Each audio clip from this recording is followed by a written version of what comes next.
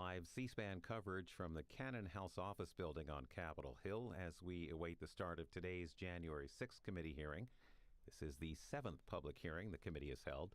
Today's focus will be on the role the Oath Keepers and the Proud Boys played in the attack on the Capitol and alleged connections to the Trump administration.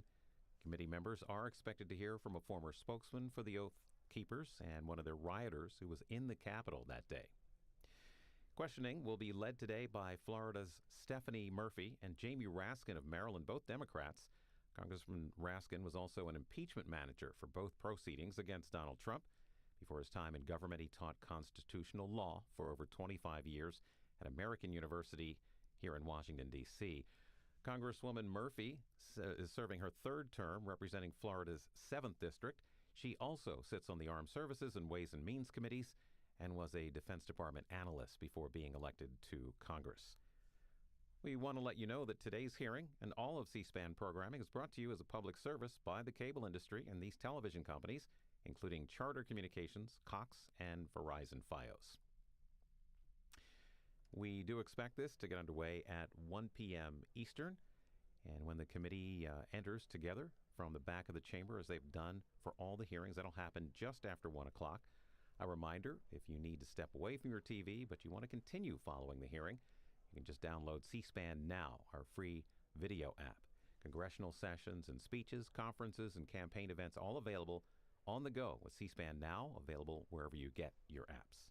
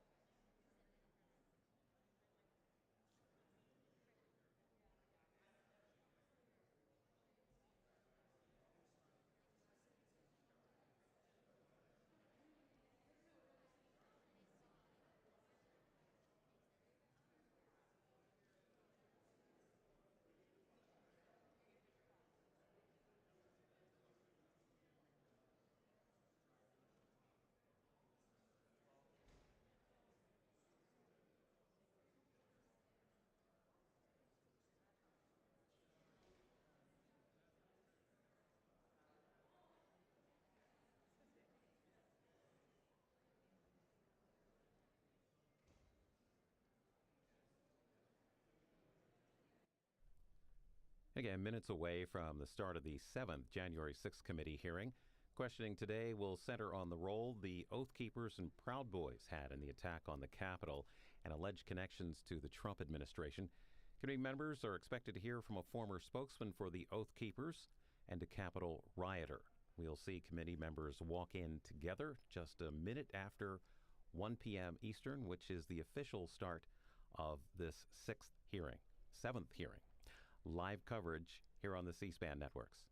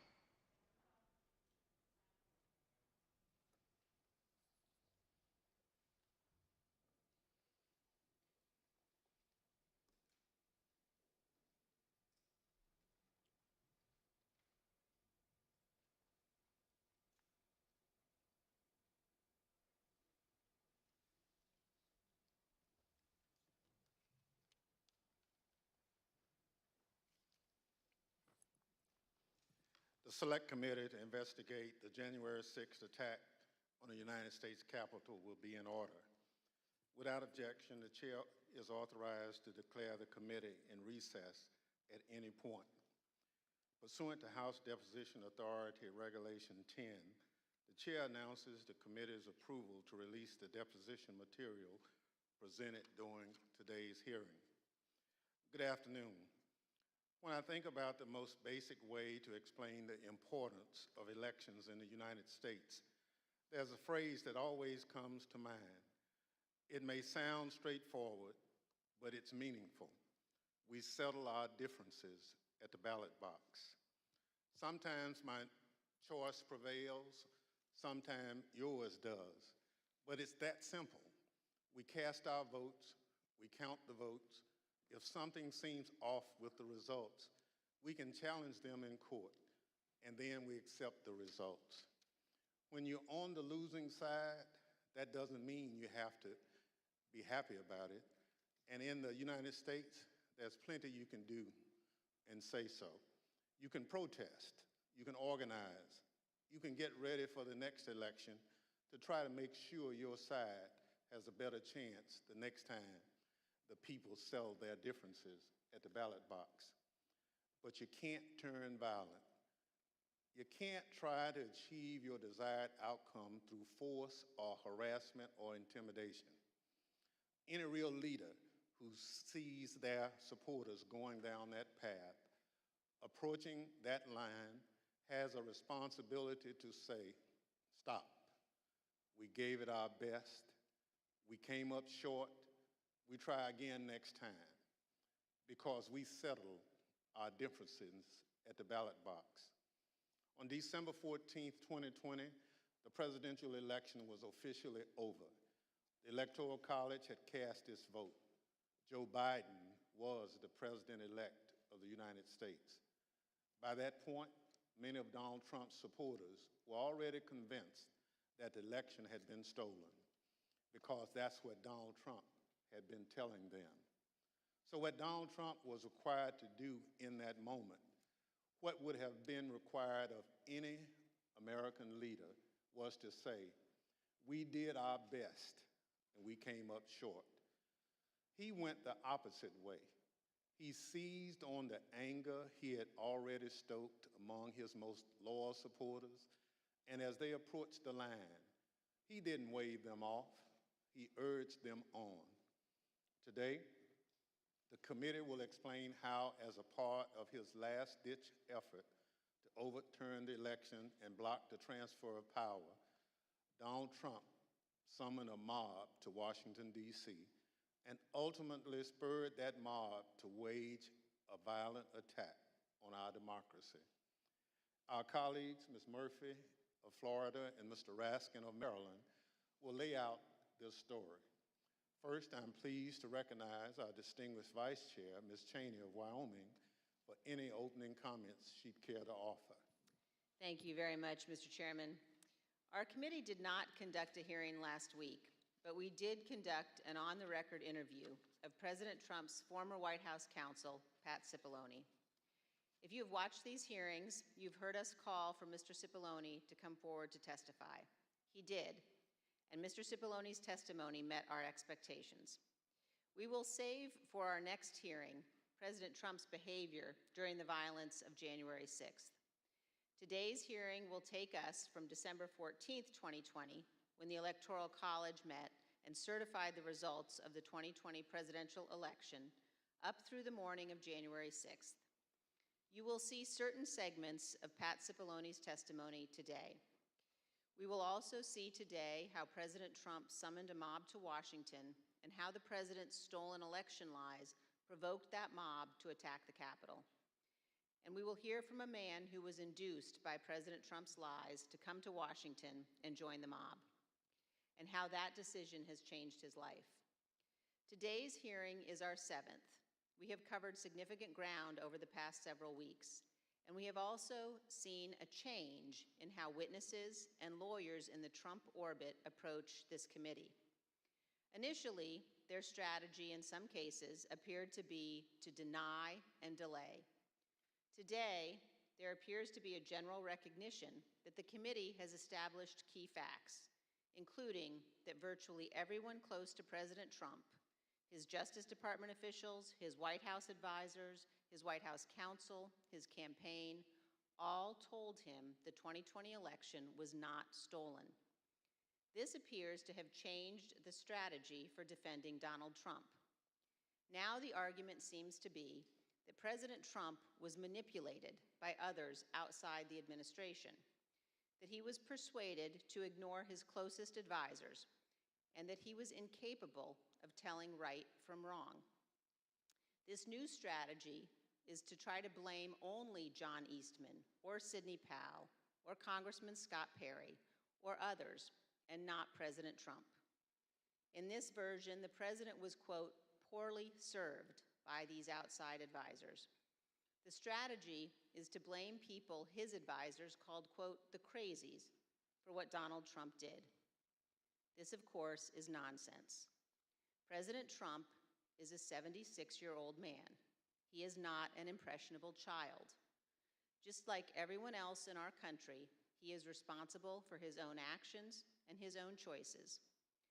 As our investigation has shown, Donald Trump had access to more detailed and specific information showing that the election was not actually stolen than almost any other American, and he was told this over and over again. No rational or sane man in his position could disregard that information and reach the opposite conclusion. And Donald Trump cannot escape responsibility by being willfully blind. Nor can any argument of any kind excuse President Trump's behavior during the violent attack on January 6th. As you watch our hearing today, I would urge you to keep your eye on two specific points. First, you will see evidence that Trump's legal team, led by Rudy Giuliani, knew that they lacked actual evidence of widespread fraud sufficient to prove that the election was actually stolen. They knew it, but they went ahead with January 6th anyway. And second, consider how millions of Americans were persuaded to believe what Donald Trump's closest advisors in his administration did not. These Americans did not have access to the truth like Donald Trump did. They put their faith and their trust in Donald Trump. They wanted to believe in him. They wanted to fight for their country, and he deceived them. For millions of Americans, that may be painful to accept, but it is true. Thank you, Mr. Chairman. I yield back.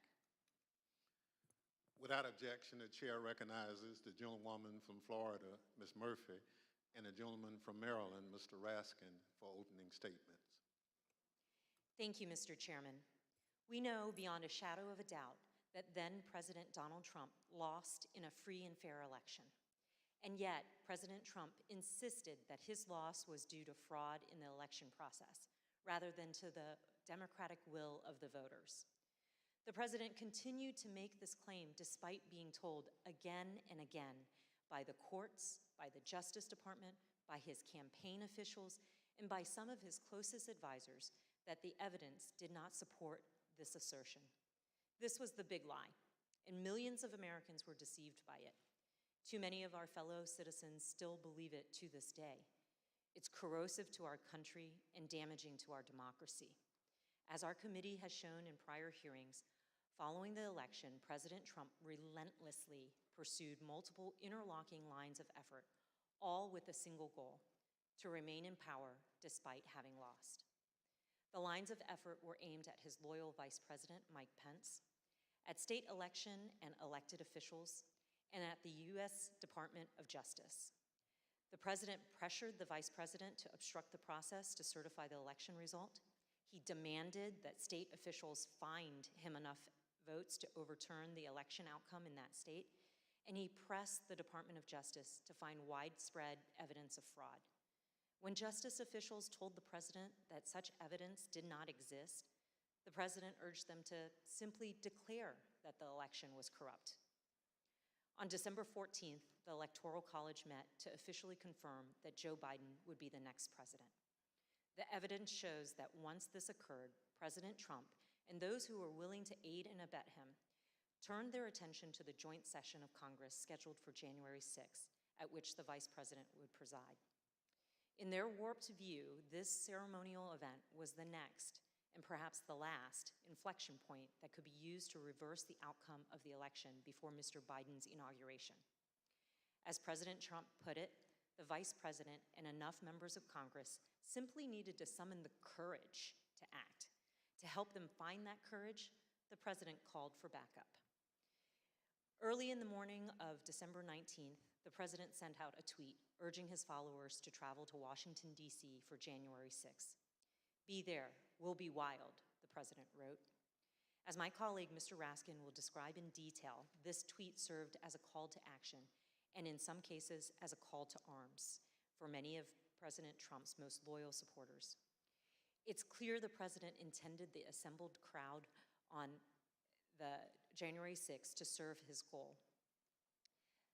And as you have already seen, and as you will see again today, some of those who were coming had specific plans. The president's goal was to stay in power for a second term despite losing the election.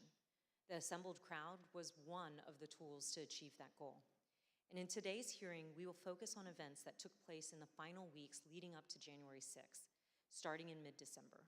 And we'll add color and context to evidence you've already heard about, and we'll also provide additional new evidence. For example, you'll hear about meetings in which the president entertained extreme measures designed to help him stay in power, like the seizure of voting machines. We will show some of the coordination that occurred between the White House and members of Congress as it relates to January 6th. And some of these members of Congress would later seek pardons. We will also examine some of the planning for the January 6th protests, placing special emphasis on one rally planner's concerns about the potential violence.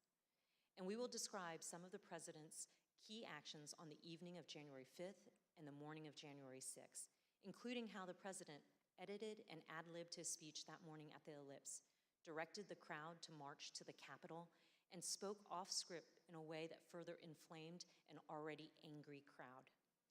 I yield to the gentleman from Maryland, Mr. Raskin. Thank you, Ms. Murphy. Mr. Chairman, Madam Vice Chair. 4 days after the electors met across the country and made Joe Biden the president-elect, Donald Trump was still trying to find a way to hang on to the presidency. On Friday, December 18th, his team of outside advisors paid him a surprise visit in the White House that would quickly become the stuff of legend. The meeting has been called unhinged, not normal, and the craziest meeting of the Trump presidency. The outside lawyers who'd been involved in dozens of failed lawsuits had lots of theories supporting the big lie, but no evidence to support it. As we will see, however, they brought to the White House a draft executive order that they had prepared for President Trump to further his ends. Specifically, they proposed the immediate mass seizure of state election machines by the US military. The meeting ended after midnight with apparent rejection of that idea. In the wee hours of December 19th, dissatisfied with his options, Donald Trump decided to call for a large and wild crowd on Wednesday, January 6th, the day when Congress would meet to certify the electoral votes. Never before in American history had a president called for a crowd to come contest the counting of electoral votes by Congress, or engaged in any effort designed to influence, delay, or obstruct the joint session of Congress in doing its work required by our Constitution and the Electoral Count Act. As we'll see, Donald Trump's 1:42 a.m. tweet electrified and galvanized his supporters, especially the dangerous extremists in the Oath Keepers, the Proud Boys, and other racist and white nationalist groups spoiling for a fight against the government. 3 rings of interwoven attack were now operating towards January 6th. On the inside ring, Trump continued trying to work to overturn the election by getting Mike Pence to abandon his oath of office as vice president and assert the unilateral power to reject electoral votes. This would have been a fundamental and unprecedented breach of the Constitution that would promise Trump multiple ways of staying in office. Meanwhile, in the middle ring, members of domestic violent extremist groups created an alliance, both online and in person, to coordinate a massive effort to storm, invade, and occupy the Capitol. By placing a target on the joint session of Congress, Trump had mobilized these groups around a common goal, emboldening them, strengthening their working relationships, and helping build their numbers. Finally, in the outer ring, on January 6th, there assembled a large and angry crowd, the political force that Trump considered both the touchstone and the measure of his political power. Here were thousands of enraged Trump followers, thoroughly convinced by the big lie, who traveled from across the country to join Trump's wild rally to stop the steal. With the proper incitement by political leaders and the proper instigation from the extremists, many members of this crowd could be led to storm the Capitol, confront the vice president in Congress, and try to overturn the 2020 election result. All of these efforts would converge and explode on January the 6th.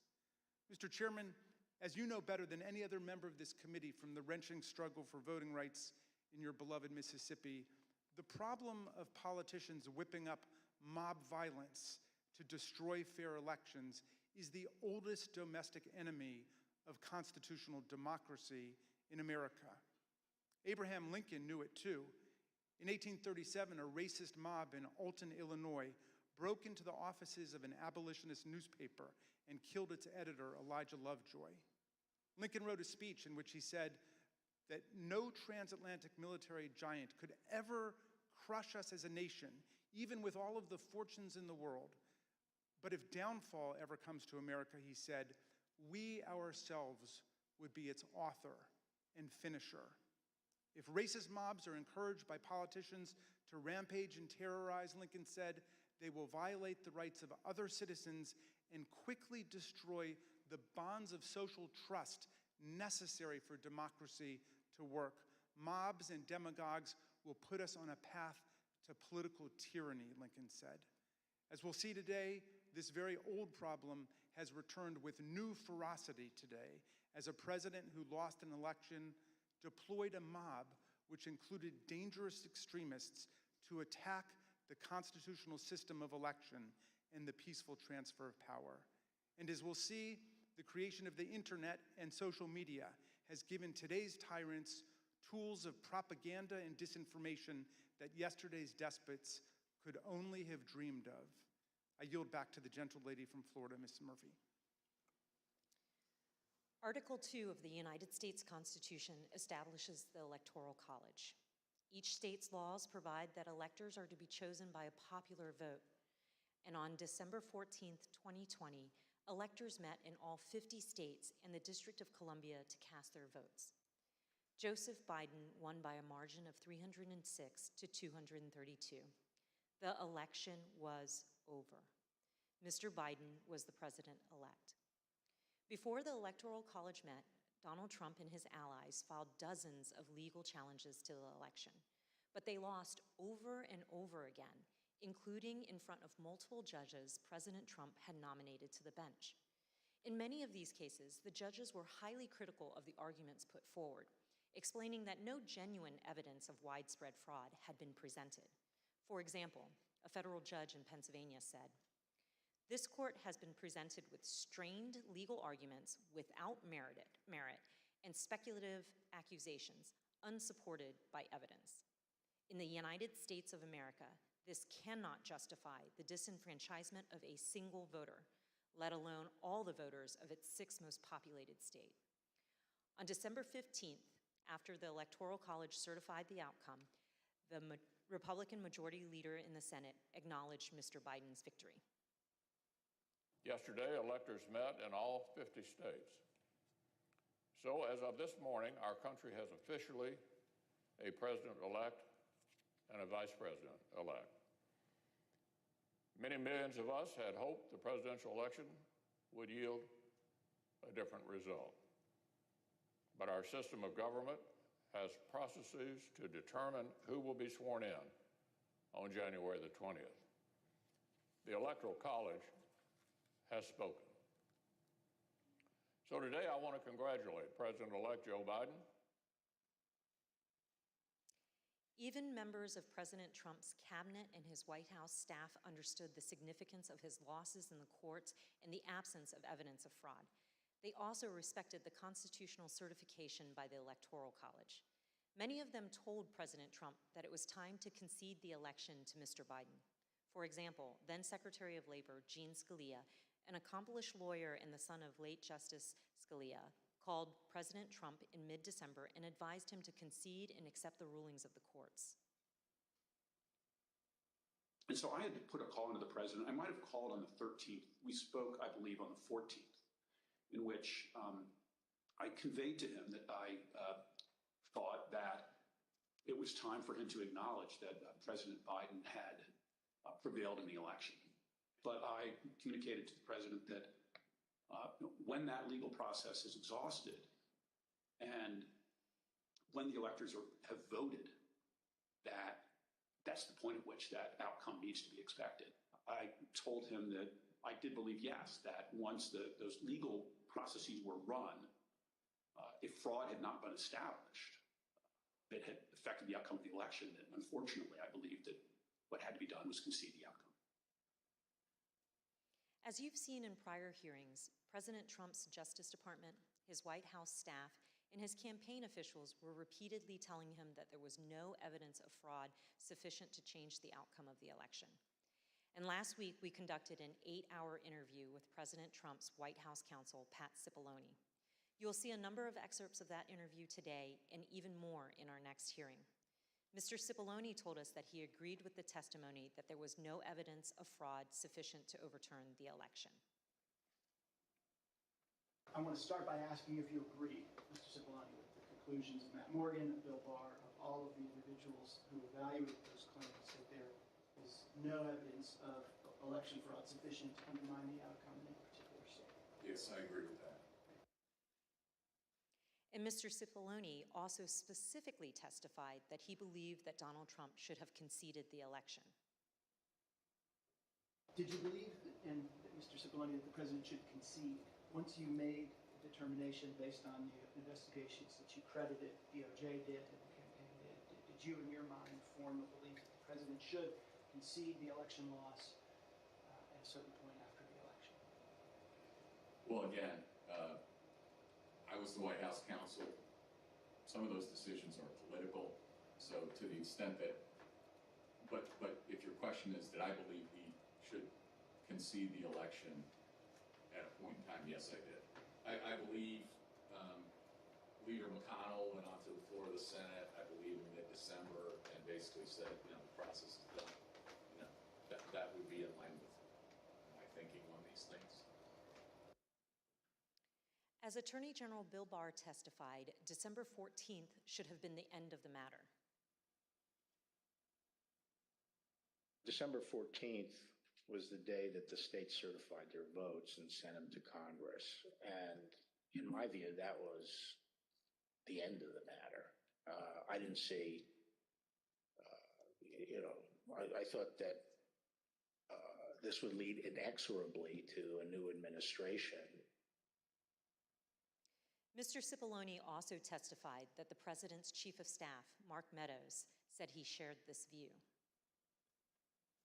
As early as that November 23rd meeting, we understand that there was discussion about the president possibly conceding the election. And specifically, we understand that Mark Meadows assured both you and Attorney General Barr that the president would eventually agree to a graceful exit. Do you remember Mr. Meadows making any such representation? Are you saying as part of that meeting or separately? Again, without getting into that meeting, I would say that is a statement and a sentiment that I heard from Mark Meadows. I see. And again, do you know if it was on November 23rd or some point? Again, it was probably, around that time, and it was probably subsequent to that time. It wasn't a one-time statement. Mr. Meadows has refused to testify, and the committee is in litigation with him. But many other White House officials shared the view that once the litigation ended and the Electoral College met, the election was over. And here's President Trump's former press secretary. I wanted to clarify, Ms. McEnany, so back to my previous question, it was your view then, or was it your view that the efforts to overturn the election should have stopped once the litigation was complete?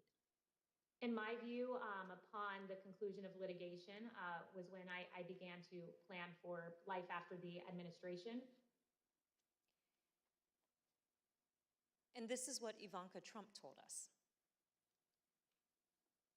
December 14th was the day on which the Electoral College met, when these electors around the country met and cast the electoral votes consistent with the popular vote in each state.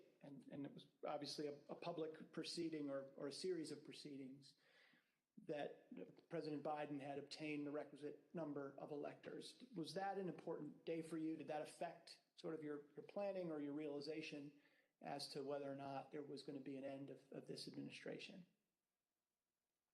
I think so. I think it was my sentiment probably prior as well. Judd Deere was a White House deputy press secretary. This was his testimony about what he told President Trump. I told him that my personal viewpoint was that the Electoral College had met, which is the system that our country is set under to elect a president and vice president. And I believed at that point that the means for him to pursue litigation was probably closed. And you recall what his response, if any, was? He disagreed. We've also seen this testimony from Attorney General Barr reflecting a view of the White House staff in late November 2020. And then at that point, I left. And as I walked out of the Oval Office, Jared was there with Dan Scavino, who ran the president's social media, and who I thought was a reasonable guy and believe is a reasonable guy.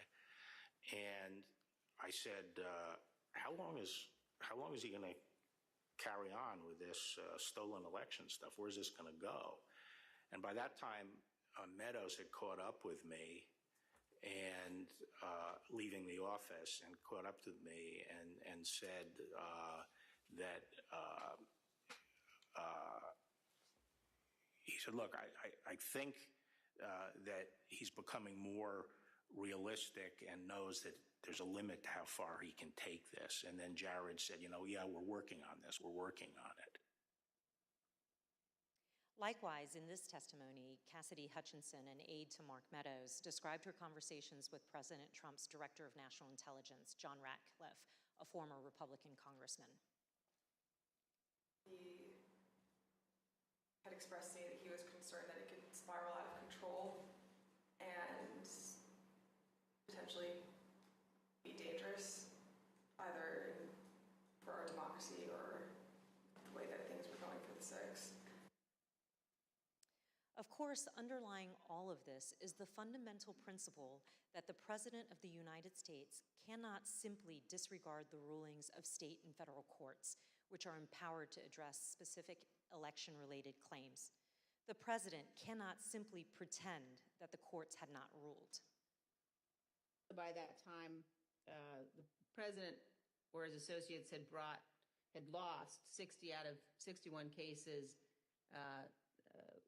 that they had brought to challenge different aspects of the election in a number of states. They lost 60 out of 61 of those cases. So by the time we get to January 3rd, that's been clear. I assume, Pat, that you would agree the President is obligated to abide by the rulings of the courts. Of course. And I assume you also would... Everybody is obligated to abide by rules, of course. And I assume you also would agree the President has a particular obligation to take care that the laws be faithfully executed. That is one of the President's obligations, correct. Yet President Trump disregarded these court rulings and the counsel from his closest advisors and continued his efforts to cling to power.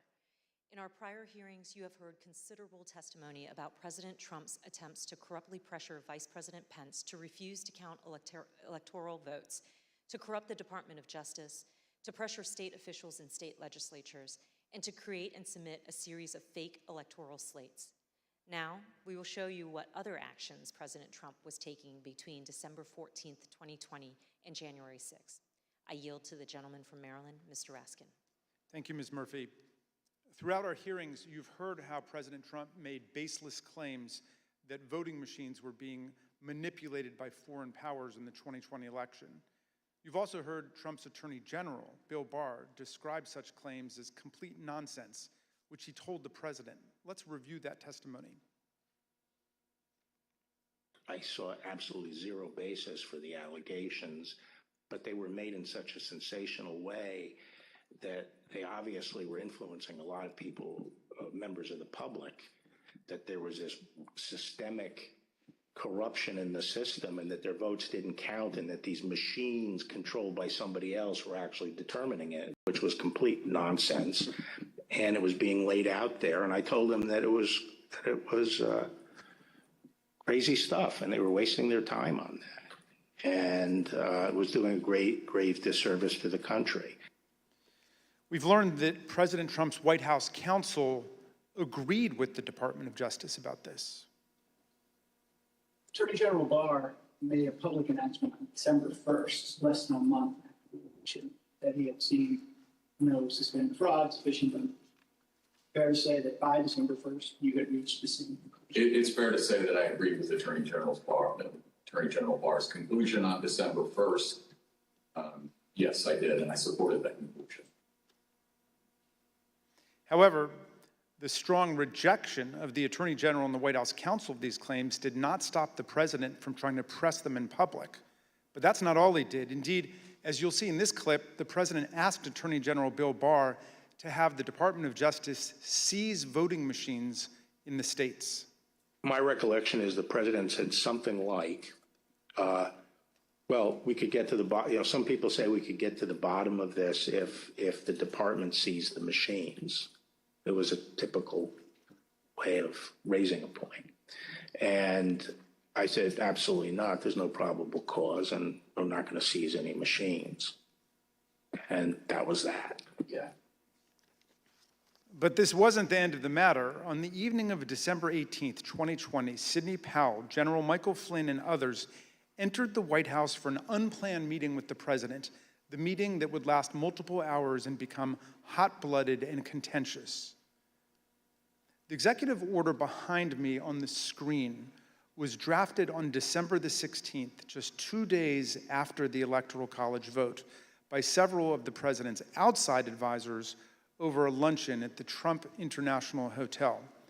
As you can see here, this proposed order directs the Secretary of Defense to seize voting machines, quote, effective immediately, but it goes even further than that. Under the order, President Trump would appoint a special counsel with the power to seize machines and then charge people with crimes with all resources necessary to carry out her duties. The specific plan was to name Sidney Powell as special counsel, the Trump lawyer who had spent the post-election period making outlandish claims about Venezuelan and Chinese interference in the election, among others. Here's what White House counsel Pat Cipollone had to say about Sidney Powell's qualifications to take on such expansive authority. I don't think Sidney Powell would say that I thought it was a good idea to appoint her special counsel. I was vehemently opposed. I didn't think she should be appointed to anything. Sidney Powell told the president that these steps were justified because of her evidence of foreign interference in the 2020 election. However, as we've seen, Trump's allies had no such evidence and, of course, no legal authority for the federal government to seize state voting machines. Here's Mr. Cipollone again denouncing Sidney Powell's terrible idea. There was a real question in my mind and a real concern, particularly after the Attorney General had reached the conclusion that there wasn't sufficient election fraud to change the outcome of the election. When other people kept suggesting that there was, the answer is, what is it? And at some point, you have to put up or shut up. That was my view. Why was this, on a broader scale, a bad idea for the country? To have the federal government seize voting machines, that's a terrible idea for the country. That's not how we do things in the United States. There's no legal authority to do that. And there is a way to contest elections, that happens all the time. But the idea that the federal government could come in and seize election machines, I don't understand why I would even have to tell you why that's a bad idea for the country. It's a terrible idea. For all of its absurdity, the December 18th meeting was critically important because President Trump got to watch up close for several hours as his White House counsel and other White House lawyers destroyed the baseless factual claims and ridiculous legal arguments being offered by Sidney Powell, Mike Flynn, and others. President Trump now knew all these claims were nonsense, not just from his able White House lawyers, but also from his own Department of Justice officials and indeed his own campaign officials. As White House counsel Pat Cipollone told us, with respect to the whole election fraud issue, to me, it's sort of, if you're going to make those kind of claims, and people were open to them early on because people were making all sorts of claims, and the real question is, show the evidence, okay? It wasn't just the Justice Department, the Trump campaign, and the Trump White House lawyers who knew it. Even Rudy Giuliani's own legal team admitted that they did not have any real evidence of fraud sufficient to change the election result. Here's an email from Rudy Giuliani's lead investigator, Bernie Kerik, on December 28, 2020, to Chief of Staff Mark Meadows. Mr. Kerik did not mince any words. We can do all the investigations we want later, but if the president plans on winning, it's the legislators that have to be moved, and this will do just that. Mr. Kerik wanted the president to win. What he didn't say in this email was what he would later tell the Select Committee in a letter that his lawyer wrote to us in November. The letter said, quote, "It was impossible for Mr. Kerik and his team to determine conclusively whether there was widespread fraud or whether that widespread fraud would have altered the outcome of the election." In other words, even Rudy Giuliani's own legal team knew before January 6th that they hadn't collected enough actual evidence to support any of their stolen election claims. Here's what Trump campaign senior advisor Jason Miller told the committee about some of the so-called evidence of fraud that the campaign had seen from the Giuliani team. So do you know what the examples of fraud, numbers, names, and supporting evidence was that you sent to Mo Brooks's office? And when I say you, I mean you or the campaign. There are some very, very general documents as far as say, for example, here are the handful of dead people in several different states. Here are explanations on a couple of the legal challenges as far as saying that the rules were changed in an unconstitutional manner. But it was, to say that it was thin is probably an understatement. Here's how President Trump's deputy campaign manager described the evidence of fraud that the campaign had seen. You never came to learn or understand that Mayor Giuliani had produced evidence of election fraud. Is that fair? That's fair. And here's testimony that we received from the Speaker of the Arizona House of Representatives, Rusty Bowers, about an exchange that he had with Rudy Giuliani after the election. At some point, did one of them make a comment that they didn't have evidence, but they had a lot of theories? That was Mr. Giuliani. Chief of Staff Mark Meadows told people that he thought Trump should concede around the time the Electoral College certified the result. But nonetheless, he later worked to try to facilitate President Trump's wishes. Here's what Cassidy Hutchinson told us. During this period, I perceived his goal with all of this to keep Trump in office. He had very seriously and deeply considered the allegations of voter fraud. But when he began acknowledging that maybe there wasn't enough voter fraud to overturn the election, I witnessed him start to explore potential constitutional loopholes more extensively, which I then connected with John Eastman's theories. The startling conclusion is this: even an agreed-upon complete lack of evidence could not stop President Trump, Mark Meadows, and their allies from trying to overturn the results of a free and fair election. So let's return to that meeting at the White House on the evening of December 18. That night, a group showed up at the White House, including Sidney Powell, retired Lieutenant General Michael Flynn, and former Overstock.com CEO Patrick Byrne. After gaining access to the building from a junior White House staffer, the group made their way to the Oval Office. They were able to speak with the president by himself for some time until White House officials learned of the meeting. What ensued was a heated and profane clash between this group and President Trump's White House advisors, who traded personal insults, accusations of disloyalty to the president, and even challenges to physically fight.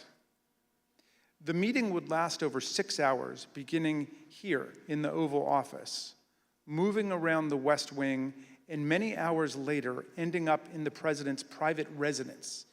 The Select Committee has spoken with 6 of the participants, as well as staffers who could hear the screaming from outside the Oval Office. What took place next is best told in their own words, as you will see from this video. Did you believe that it was going to work, that you were going to be able to get to see the president without an appointment? I had no idea. In fact, you did get to see the president without an appointment. We did. How much time did you have alone with the president? And I say alone, you had other people with you, but right from his aides before the crowd came running? Probably no more than 10 or 15 minutes. Was in that... I bet Pat Cipollone set a new land speed record. I got a call either from Molly or Hirschman that I need to get to the Oval Office. So that was the first point that I had recognized, okay, there was nobody in there from the White House. Mark's gone. What's going on right now? I opened the door and I walked in. I saw General Flynn. I saw Sidney Powell sitting there. I was not happy to see the people in the Oval Office. Explain why. Well, again, I don't think they were providing. Well, first of all, the Overstock person, I've never knew who this guy was. Actually, the first thing I did, I walked in, I looked at him, and I said, "Who are you?" And he told me. I don't think any of these people were providing the president with good advice, and so I didn't understand how they had gotten in. In the short period of time that you had with the president, did he seem receptive to the presentation that you were making? He was very interested in hearing particularly about the CISA finding and the terms of 13848 that apparently nobody else had bothered to inform him of.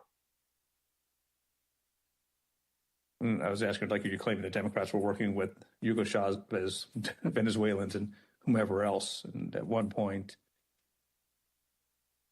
General Flynn took out a diagram that supposedly showed IP addresses all over the world, and ISP who was communicating with whom via the machines, and some comment about like Nest thermostats being hooked up to the internet. So it's been reported that during this meeting, Ms. Powell talked about Dominion voting machines and made various election fraud claims that involve foreign countries such as Venezuela, Iran, and China. Is that accurate? Sure. Was the meeting tense? Oh, yeah. It was not a casual meeting. Explain. I mean, at times there were people shouting at each other, hurling insults at each other. It wasn't just sort of people sitting around on a couch, like, chit-chatting. Do you recall whether he raised to Ms. Powell the fact that she and the campaign had lost all of the 60 cases that they had brought in litigation? Yes, he raised that. And what was the response? I don't remember what she said. I don't think it was a good response. Cipollone and Hirschman and whoever the other guy was showed nothing but contempt and disdain of the president. Yeah, I remember the three of them were really sort of forcefully attacking me verbally. Derek, and we were pushing back, and we were asking one simple question as a general matter. Where is the evidence? So, what response did you get when you asked Ms. Powell and her colleagues, where's the a variety of responses based on my current recollection, including, can't believe you would say something like, things like this, like, what do you mean, where's the evidence? You should know, and things like that, or, a disregard, I would say, a general disregard for the importance of actually backing up what you say with facts. And, then there was discussion of, well, we don't have it now, but we will have it or whatever. I mean, if it had been me sitting in his chair, I would have fired all of them that night and had them escorted out of the building. But Derek and I both challenged what she was saying. And she says, well, the judges are corrupt. And I was like, everyone? Every single case that you've done in the country you guys lost, every one of them is corrupt, even the ones we appointed? And I'm being nice. I was much more harsh to her. So one of the other things that's been reported that was said during this meeting was that President Trump told White House lawyers, Mr. Hirschman and Mr. Cipollone, that they weren't offering him any solutions, but Ms. Powell and others were. So why not try what Ms. Powell and others were proposing? Do you remember anything along those lines being said by President Trump? I do. That sounds right. I think that it got to the point where the screaming was completely out there. I mean, you get people walk in, it was late at night, it had been a long day, and what they were proposing, I thought was nuts. I'm gonna categorically describe it as, you guys are not tough enough. Or maybe I put it another way, you're a bunch of pussies. Excuse the expression, but I'm almost certain the word was used. Flynn screamed at me that I was a quitter and everything, kept on standing up and turning around and screaming at me. And at a certain point, I had it with him. So I yelled back. Either come over or sit your effing ass back down. The president and the White House team went upstairs to the residence, but to the public part of the residence, the big parlor where you can have meetings in the conference room. Oval? They call that the yellow oval? Yes, exactly, the yellow oval office. I always called it the upper. And I'm not exactly sure where the Sydney group went. I think maybe the Roosevelt room. And I stayed in the cabinet room, which is kind of cool. I really like that. All by myself. At the end of the day, we landed where we started the meeting, at least from a structural standpoint, which was Sidney Powell was fighting, Mike Flynn was fighting. They were looking for avenues that would result in President Trump remaining President Trump for a second term. The meeting finally ended after midnight. Here are text messages sent by Cassidy Hutchinson during and after the meeting. As you can see, Ms. Hutchinson reported that the meeting in the West Wing was unhinged. The meeting finally broke up after midnight during the early morning of December 19. Cassidy Hutchinson captured the moment of Mark Meadows escorting Rudy Giuliani off the White House grounds to, quote, make sure he didn't wander back into the mansion. Certain accounts of this meeting indicate that President Trump actually granted Ms. Powell's security clearance and appointed her to a somewhat ill-defined position of special counsel.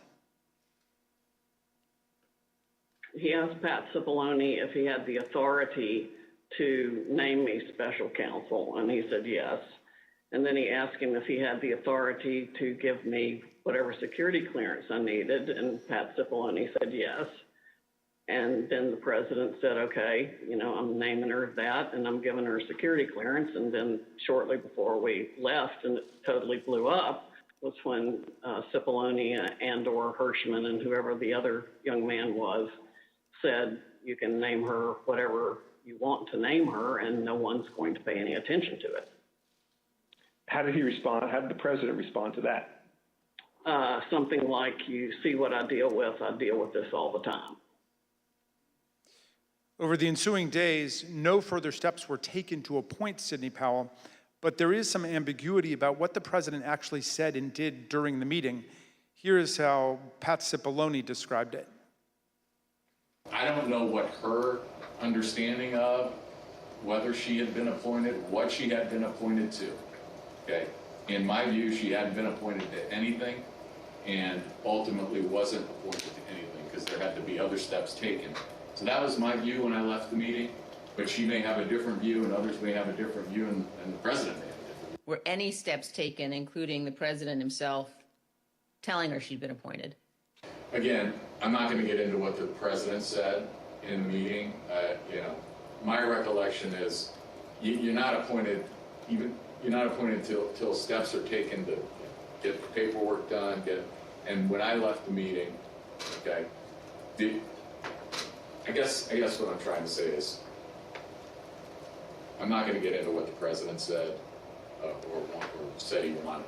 Mr.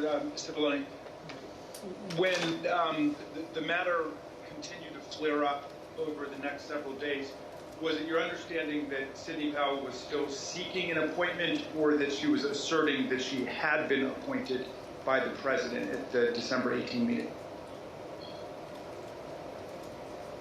Now that you mentioned it, probably both. In terms of I think she may have been of the view that she had been appointed and was seeking to, get that done, and that she should be appointed.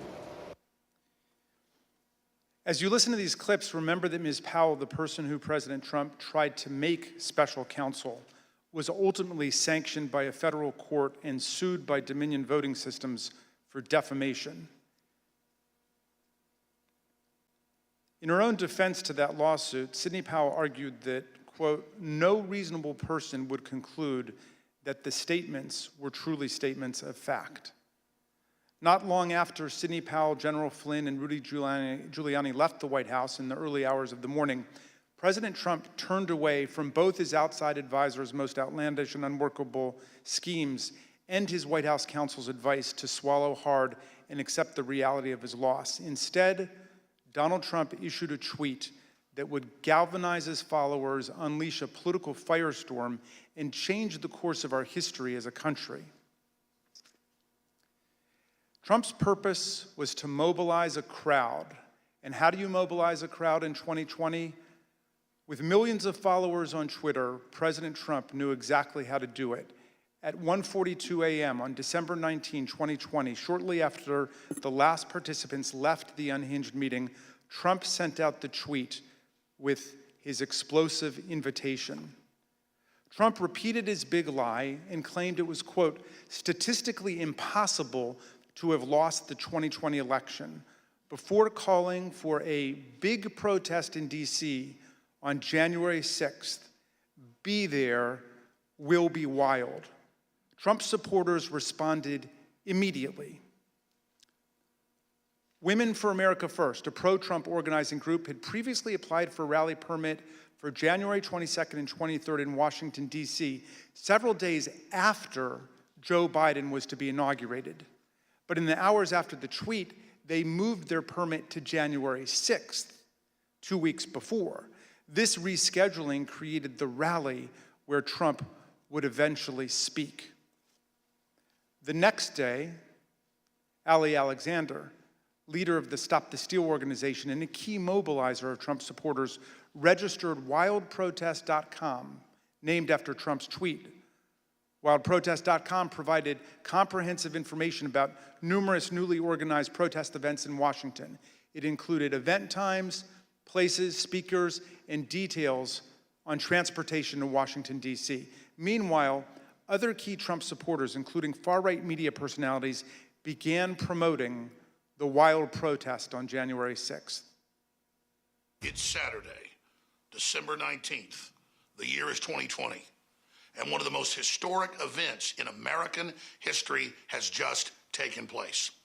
President Trump, in the early morning hours today, tweeted that he wants the American people to march on Washington, D.C. on January 6, 2021.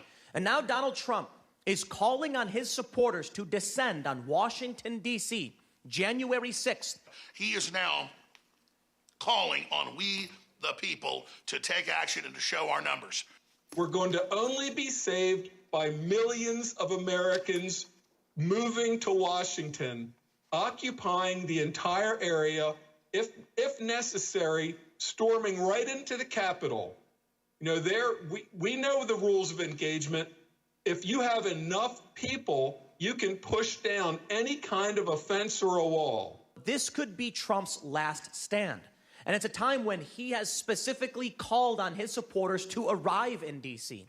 That's something that may actually be the big push Trump supporters need to say, this is it. It's now or never. You better understand something, son. You better understand something. Red wave, bitch.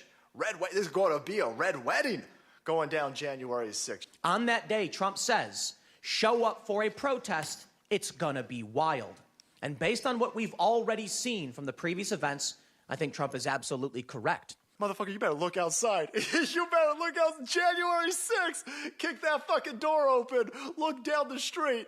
There's going to be 1 million plus geeked up armed Americans. The time for games is over. The time for action is now. Where were you when history called? Where were you when you and your children's destiny and future was on the line? In that clip, you heard one of Trump's supporters predict a red wedding, which is a pop culture reference to mass slaughter. But the point is that Trump's call to Washington reverberated powerfully and pervasively online. The committee has interviewed a former Twitter employee who explained the effect that Trump had on the Twitter platform. This employee was on the team responsible for platform and content moderation policies on Twitter throughout 2020 and 2021. The employee testified that Twitter considered adopting a stricter content moderation policy after President Trump told the Proud Boys to stand back and stand by from the lectern at the September 29th presidential debate. But Twitter chose not to act. Here's the former employee, whose voice has been obscured to protect their identity, discussing Trump's stand back and stand by comment and the effect it had. My concern was that the former president, for seemingly the first time, was speaking directly to extremist organizations and giving them directives. We had not seen that sort of direct communication before. And that concerned me. So just to clarify further, you were worried, and others on Twitter were worried, that the president might use your platform to speak directly to folks who might be incited to violence? Yes. I believe that Twitter relished in the knowledge that they were also the favorite and most used service of the former president, and enjoyed having that sort of power within the social media ecosystem. If President Trump were anyone else, would it have taken until January 8th, 2021 for him to be suspended? Absolutely not. If the former President Donald Trump were any other user on Twitter, he would have been permanently suspended a very long time ago. Despite these grave concerns, Trump remained on the platform completely unchecked. Then came the December 19 tweet and everything it inspired. Indeed, it felt as if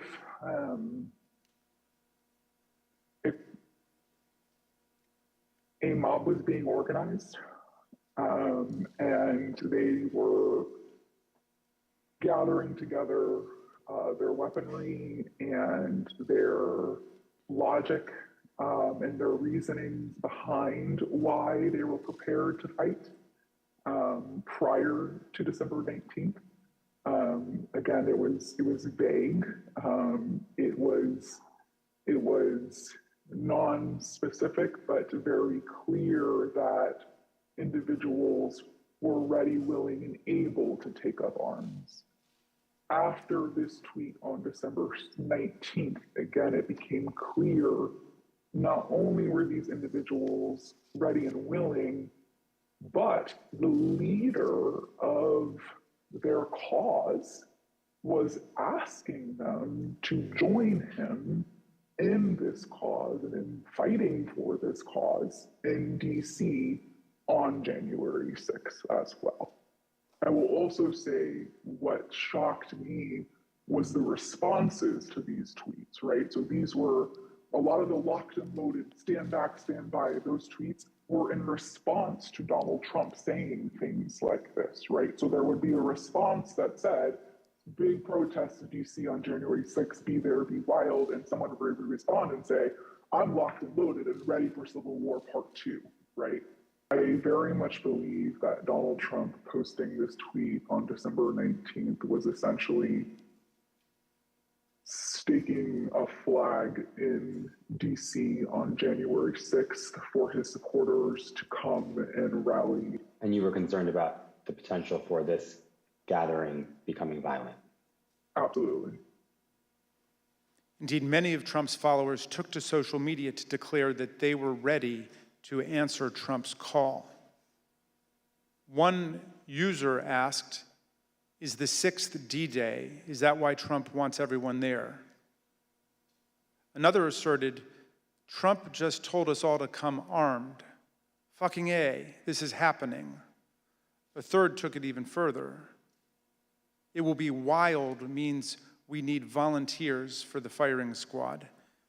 Jim Watkins, the owner of 8kun, the fringe online forum that was birthplace of the QAnon extremist movement, confirmed the importance of Trump's tweet. Why did you first decide to go to DC for January 6th? When the President of the United States announced that he was going to have a rally, then I bought a ticket and went. Watkins was at the Capitol on January 6th. Some who have since been indicted for their involvement in the attack on the Capitol also responded. One of them posted on the 19th, quote, calling all patriots, be in Washington, D.C., January the 6th. This wasn't organized by any group. DJT has invited us, and it's going to be wild. Some of the online rhetoric turned openly homicidal and white nationalist, such as, why don't we just kill them, every last Democrat, down to the last man, woman, and child? And it's time for the day of the rope. White revolution is the only solution. Others realized that police would be standing in the way of their effort to overturn the election. So one wrote, I'm ready to die for my beliefs. Are you ready to die, police? Another wrote on the Donald.win, cops don't have standing if they're laying on the ground in a pool of their own blood. The Donald.win was an openly racist and anti-Semitic forum. The Select Committee deposed that site's founder, Jody Williams. He confirmed how the president's tweet created a laser-like focus on the date of January the 6th. People have been talking about going to D.C. as soon as the election was over. And do you recall whether or not the conversation around those dates centered on the 6th after the president's tweet? Oh, sure. Yeah. I mean, after it was announced that, he was going to be there on the 6th to talk, yes. Then anything else was kind of shut out, and it was just going to be on the 6th. Okay. And that was pretty clearly reflected in the content on the site? Yeah, sure. On that site, many shared plans and violent threats. Bring handcuffs and wait near the tunnels, wrote one user. A commenter replied, suggesting zip ties instead. One post encouraged others to come with body armor, knuckles, shields, bats, pepper spray, whatever it takes. All of those were used on the 6th.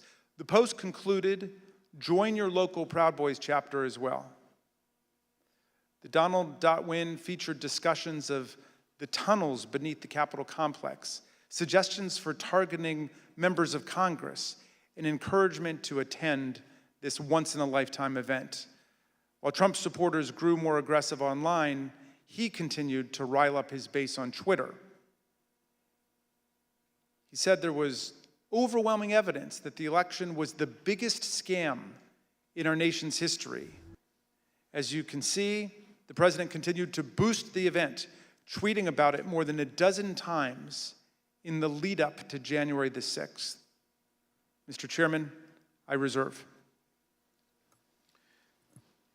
The chair requests that those in the hearing room remain seated until the Capitol Police have escorted members from the room. Pursuant to the order of the committee of today, the chair declares the committee in recess for a period of approximately 10 minutes.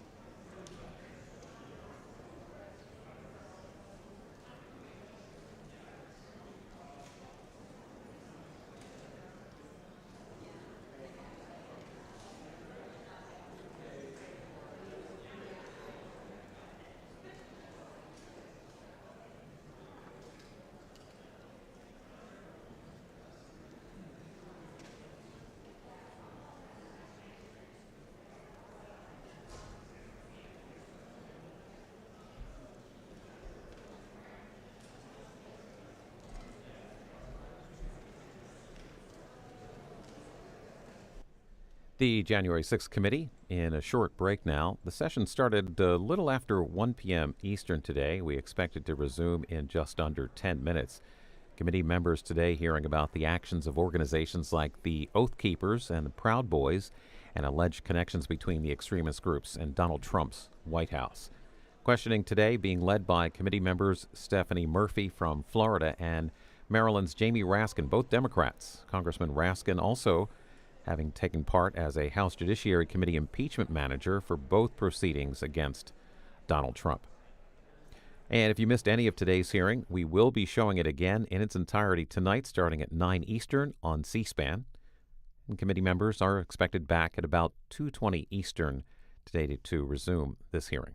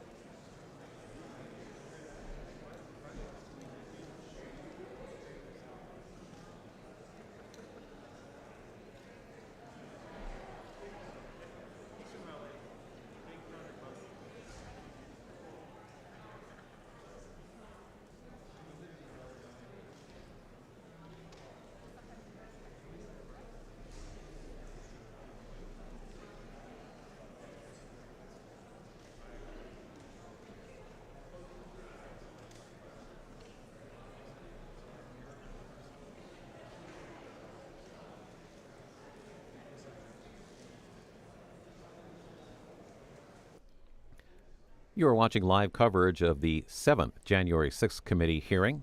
Committee members in a short break. They'll be back in 5 minutes or so. Members today focusing on the actions of organizations like the Oath Keepers and the Proud Boys and alleged connections between the extremist groups and Donald Trump's White House. This currently is the only January 6th hearing scheduled for this week. The committee had announced another primetime hearing for Thursday, but then they pulled back from those plans. And we want to let you know that today's January 6th committee hearing and all C-SPAN programming is brought to you as a public service by the cable industry and these television companies, including Dish Network, Vive, and WOW. And a reminder, if you're watching on TV but you have to step away, you can continue watching the hearing on the go with C-SPAN Now, our free mobile video app. Congressional sessions and speeches, hearings and conferences, all on C-SPAN Now, available wherever you get your apps.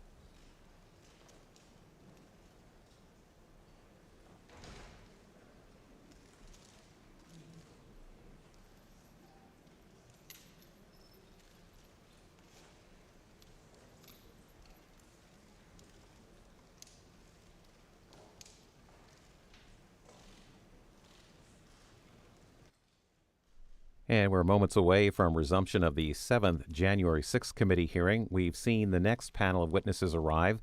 In a couple of minutes, the committee members will all walk in as a group to continue the second part of this hearing, expected to start at 2:20 Eastern. Live coverage here on C-SPAN 3.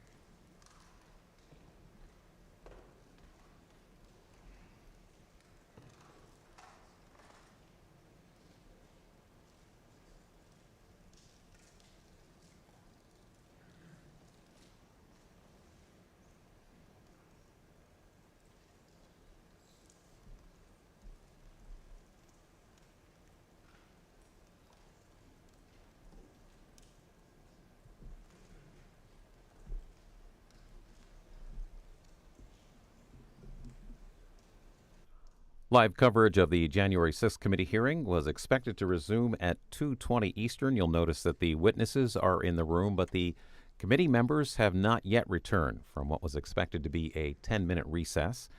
We have learned that there are some technical issues that they're trying to iron out, but we do expect it to be fixed pretty soon, and then this hearing will resume. Live coverage here on C-SPAN 3.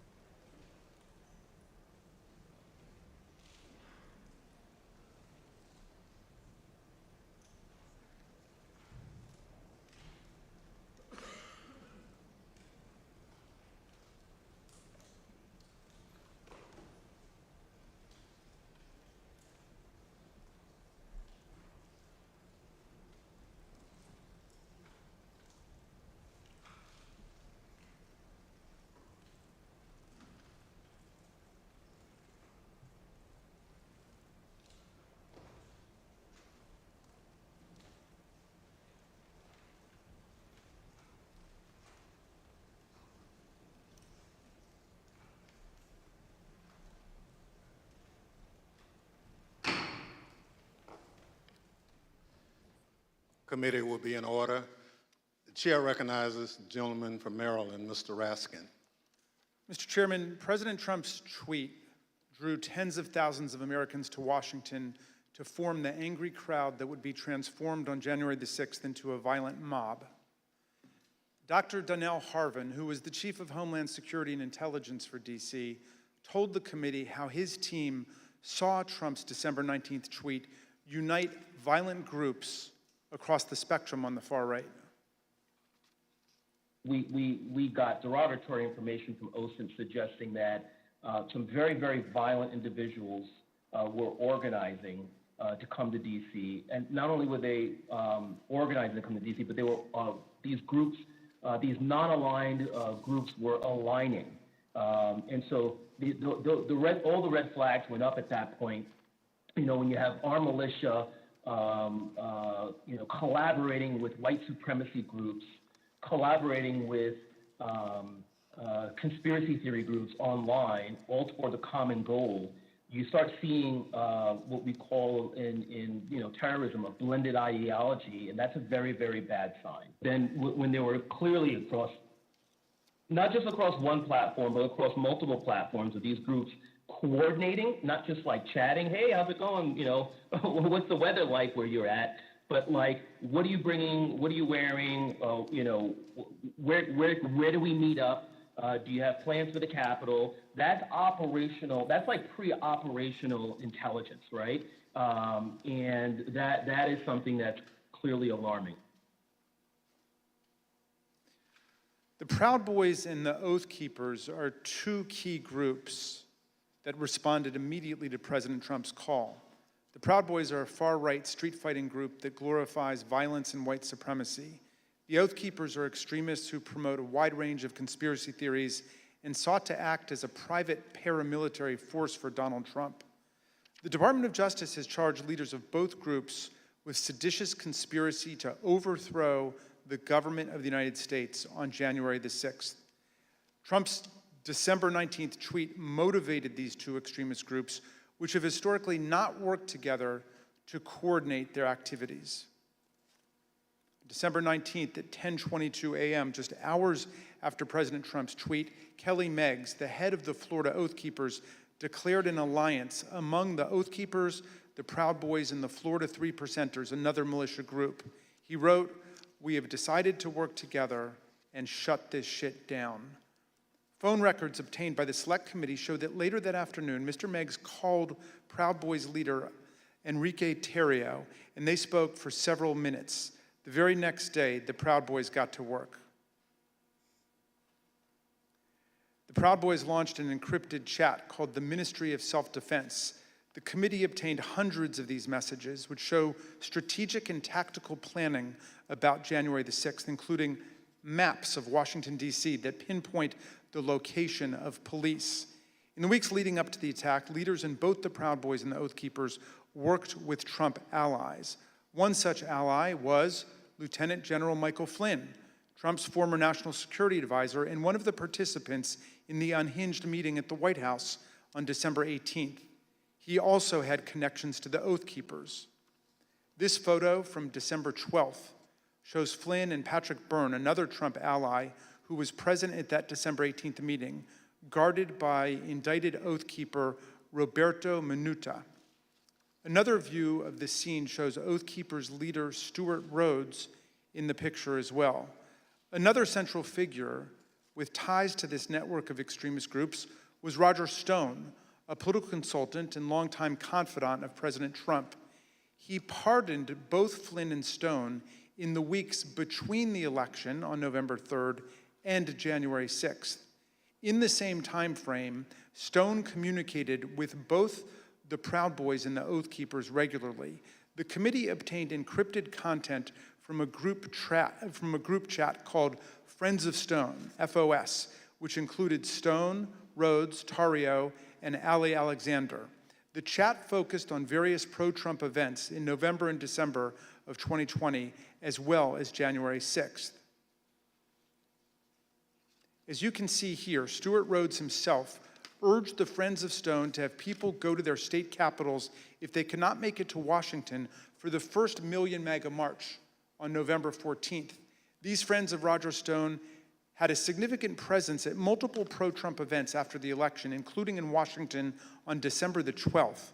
On that day, Stewart Rhodes called for Donald Trump to invoke martial law, promising bloodshed if he did not. He needs to know from you that you are with him, that he does not do it now while he is commander-in-chief. We're going to have to do it ourselves later in a much more desperate, much more bloody war. Let's get it on now while he is still the commander-in-chief. Hooah! That night, the Proud Boys engaged in violence on the streets of Washington and hurled aggressive insults at the police. You oath breakers! Do your fucking job! Give us 1 hour! 1 hour! Just the previous night, the co-host of InfoWars issued an ominous warning at a rally alongside Roger Stone and Proud Boys leader Enrique Tarrio.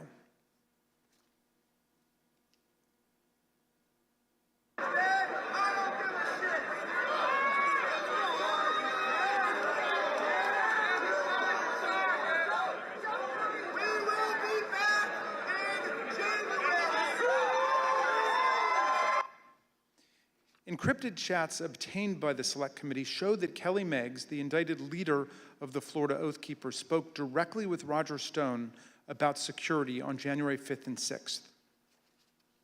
In fact, on January 6th, Stone was guarded by 2 Oath Keepers who have since been criminally indicted for seditious conspiracy. One of them later pleaded guilty, and according to the Department of Justice, admitted that the Oath Keepers were ready to use, quote, lethal force if necessary against anyone who tried to remove President Trump from the White House, including the National Guard. As we've seen, the Proud Boys were also part of the Friends of Stone network. Stone's ties to the Proud Boys go back many years. He's even taken their so-called fraternity creed, required for the first level of initiation to the group.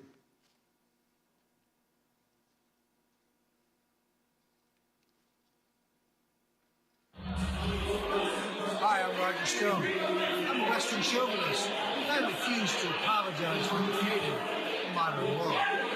Thank you, Roger. Kelly Sorrell, a lawyer who assists the Oath Keepers and a volunteer lawyer for the Trump campaign, explained to the committee how Roger Stone and other figures brought extremists of different stripes and views together. You mentioned that Mr. Stone wanted to start the Stop the Steal series of rallies. Who did you consider the leader of these rallies? It sounds like, from what you just said, it was Mr. Stone, Mr. Jones, and Mr. Ali Alexander. Is that correct? Those are the ones that became like the center point for everything. We'll learn more from Ms. Murphy about these individuals and their involvement in the days leading up to the violent attack on January 6th. We'll also hear how they were allowed to speak at a rally for President Trump the night before January 6th, even though organizers had expressed serious concerns about their violent and extremist rhetoric directly to Mark Meadows. And you'll hear testimony from White House aides who were with the president as he watched the crowd from the Oval Office and will testify about how excited he was for the following day. Let me note now that our investigation continues on these critical issues. We have only shown a small fraction of what we have found. I look forward to the public release of more of our findings later, Mr. Chairman, and I now yield back. Gentleman yields back. Chair recognizes the gentlewoman from Florida, Ms. Murphy. During our most recent hearing, the committee showed some evidence of what President Trump, Chief of Staff Mark Meadows, and other White House officials knew about the potential for violence on January 6th. And despite this information, they made no effort to cancel the rally, halt the march to the Capitol, or even to lower the temperature among President Trump's supporters. Katrina Pearson, one of the organizers of January 6th rally and a former campaign spokeswoman for President Trump, grew increasingly apprehensive after learning that multiple activists had been proposed as speakers for the January 6th rally. These included some of the people we discussed earlier in this hearing: Roger Stone, a longtime outside advisor to President Trump. Alex Jones, the founder of the conspiracy theory website InfoWars, and Ali Alexander, an activist known for his violent political rhetoric. On December 30th, Ms. Pearson exchanged text messages with another key rally organizer about why people like Mr. Alexander and Mr. Jones were being suggested as speakers at the president's rally on January 6th. Ms. Pearson's explanation was POTUS, and she remarked that the president likes the crazies. The committee asked Ms. Pearson about these messages, and this is what she said. So when you said that he likes the crazies, were you talking about President Trump? Yes, I was talking about President Trump. He loved people who viciously defended him in public. But consistent in terms of the support for these people, at least with what the president likes, from what you could tell.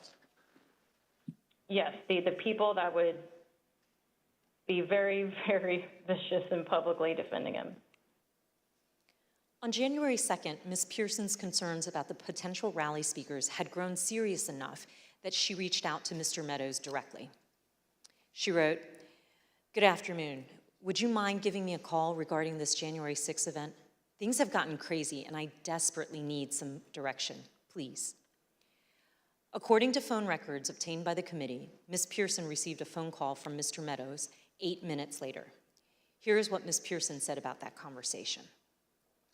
So what specifically did you tell him, though, about other events? Just that there were a bunch of entities coming in. Some were very suspect, but they're going to be on other stages, some on other days. A very, very brief overview of what was actually happening and why I raised the red flags. And when you told him that people were very suspect, what did you tell him what you meant by that? Or what did you convey to him about what your the problems with these folks? I think I even texted him some of my concerns, but I did briefly go over some of the concerns that I had raised to everybody with Alex Jones or Ali Alexander and some of the rhetoric that they were doing. I probably mentioned to him that they had already caused trouble at other capitals or at the previous event, the previous march that they did for protesting, and I just had a concern about it. Ms. Pearson was especially concerned about Ali Alexander and Alex Jones because in November 2020, both men and some of their supporters had entered the Georgia state capitol to protest the results of the 2020 election. Ms. Pearson believed that she mentioned this to Mark Meadows on this January 2nd call. Notably, January 2nd is the same day on which, according to Cassidy Hutchinson, Mr. Meadows warned her of that things might get real bad on January 6th. After her January 2nd call with Mr. Meadows, Katrina Pearson sent an email to fellow rally organizers. She wrote, "POTUS expectations are to have something intimate at the Ellipse and call on everyone to march to the Capitol." President's own documents suggest that the president had decided to call on his supporters to go to the Capitol on January 6th, but that he chose not to widely announce it until his speech on the Ellipse that morning. The committee has obtained this draft, undated tweet from the National Archives. It includes a stamp stating, "President has seen." The draft tweet reads, "I will be making a big speech at 10 a.m. on January 6th at the Ellipse, south of the White House. Please arrive early. Massive crowds expected. March to the Capitol after. Stop the steal." Although this tweet was never sent, rally organizers were discussing and preparing for the march to the Capitol in the days leading up to January 6th. This is a January 4th text message from a rally organizer to Mike Lindell, the MyPillow CEO. The organizer says, "This stays between us. We're having a second stage at the Supreme Court again after the Ellipse. POTUS is going to have us march there / the Capitol. It cannot get out about the second stage because people will try and set up another and sabotage it. It can also not get out about the march because I will be in trouble with the National Park Service and all the agencies. But POTUS is going to just call for it, quote, unexpectedly." The end of the message indicates that the president's plan to have his followers march to the Capitol was not being broadly discussed. And then on the morning of January 5th, Ali Alexander, whose firebrand style concerned Katrina Pearson, sent a similar text to a conservative journalist. Mr. Alexander said, "Tomorrow, ellipse then U.S. Capitol. Trump is supposed to order us to the Capitol at the end of his speech, but we will see." President Trump did follow through on his plan, using his January 6th speech to tell his supporters to march to the Capitol on January 6th. The evidence confirms that this was not a spontaneous call to action, but rather was a deliberate strategy decided upon in advance by the president. Another part of the president's strategy involved certain members of Congress who amplified his unsupported assertions that the election had been stolen. In the weeks after the election, the White House coordinated closely with President Trump's allies in Congress to disseminate his false claims and to encourage members of the public to fight the outcome on January 6. We know that the president met with various members to discuss January 6 well before the joint session. The president's private schedule for December 21st, 2020 shows a private meeting with Republican members of Congress. We know that Vice President Pence, Chief of Staff Mark Meadows, and Rudy Giuliani also attended that meeting. We obtained an email that was sent from Congressman Mo Brooks of Alabama to Mark Meadows setting up that meeting. The subject line is White House meeting December 21st regarding January 6th. In his email, Congressman Brooks explained that he had not asked anyone to join him in the, quote, January 6th effort, because in his view, quote, only citizens can exert the necessary influence on senators and congressmen to join this fight against massive voter fraud and election theft. At this point, you may also recall testimony given in our earlier hearing by Acting Attorney General Richard Donahue, who said that the president asked the Department of Justice to, quote, just say that the election was corrupt and leave the rest to me and the Republican congressman. According to White House visitor logs obtained by the committee, members of Congress present at the White House on December 21st included Congressman Brian Babin, Andy Biggs, Matt Gaetz, Louis Gohmert, Paul Gosar, Andy Harris, Jody Heiss, Jim Jordan, and Scott Perry. Then Congresswoman-elect Marjorie Taylor Greene was also there. We heard testimony in an earlier hearing that a pardon was ultimately requested by Congressman Mo Brooks and other members of Congress who attended this meeting. We've asked witnesses what happened during the December 21st meeting, and we've learned that part of the discussion centered on the role of the vice president during the counting of the electoral votes. These members of Congress were discussing what would later be known as the Eastman theory, which was being pushed by attorney John Eastman. In one of our earlier hearings, you heard in great detail that President Trump was trying to convince Vice President Pence to do something illegal. His White House counsel confirmed all of that in testimony last week. Your view, Mr. Cipollone, upon those discussions with Mr. Philbin, with Greg Jacob, what was your assessment as to what the Vice President could or could not do at the joint session? What was my assessment about what he could or couldn't do? Yes, your view of the issue. My view was that the vice president didn't have the legal authority to do anything except what he did. They both told us, Mr. Philbin and Mr. Jacob, that they looked very closely at the Eastman memos, the Eastman theory, and thought that it had no basis, that it was not a strategy that the president should pursue. It sounds like that's consistent with your impression as well. My impression would have been informed certainly by them. Campaign senior advisor Jason Miller told us that Mr. Cipollone thought John Eastman's theories were nutty, something Mr. Cipollone wouldn't refute. We've received testimony from various people about this. One was Jason Miller, who was a campaign, said that the way it was communicated to me was that Pat Cipollone thought the idea was nutty, and at one point confronted Eastman basically with the same sentiment.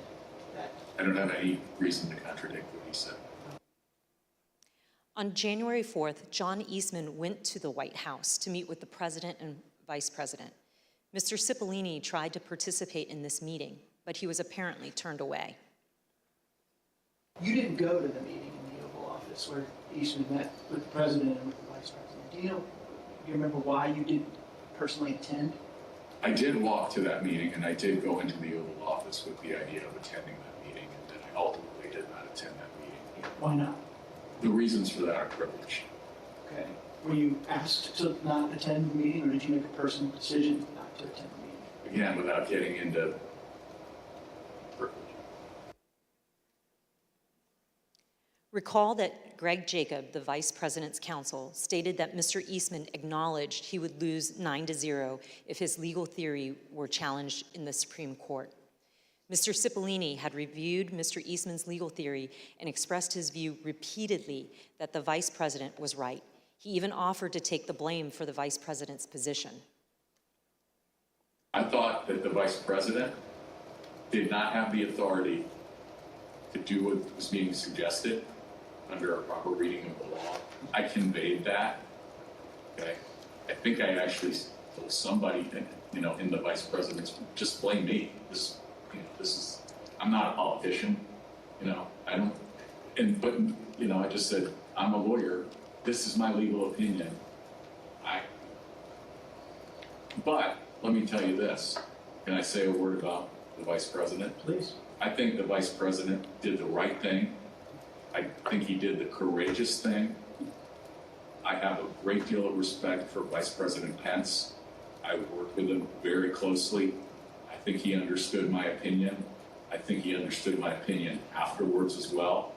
I think he did a great service to this country. And I think I suggested to somebody that he should be given the Presidential Medal of Freedom for his actions.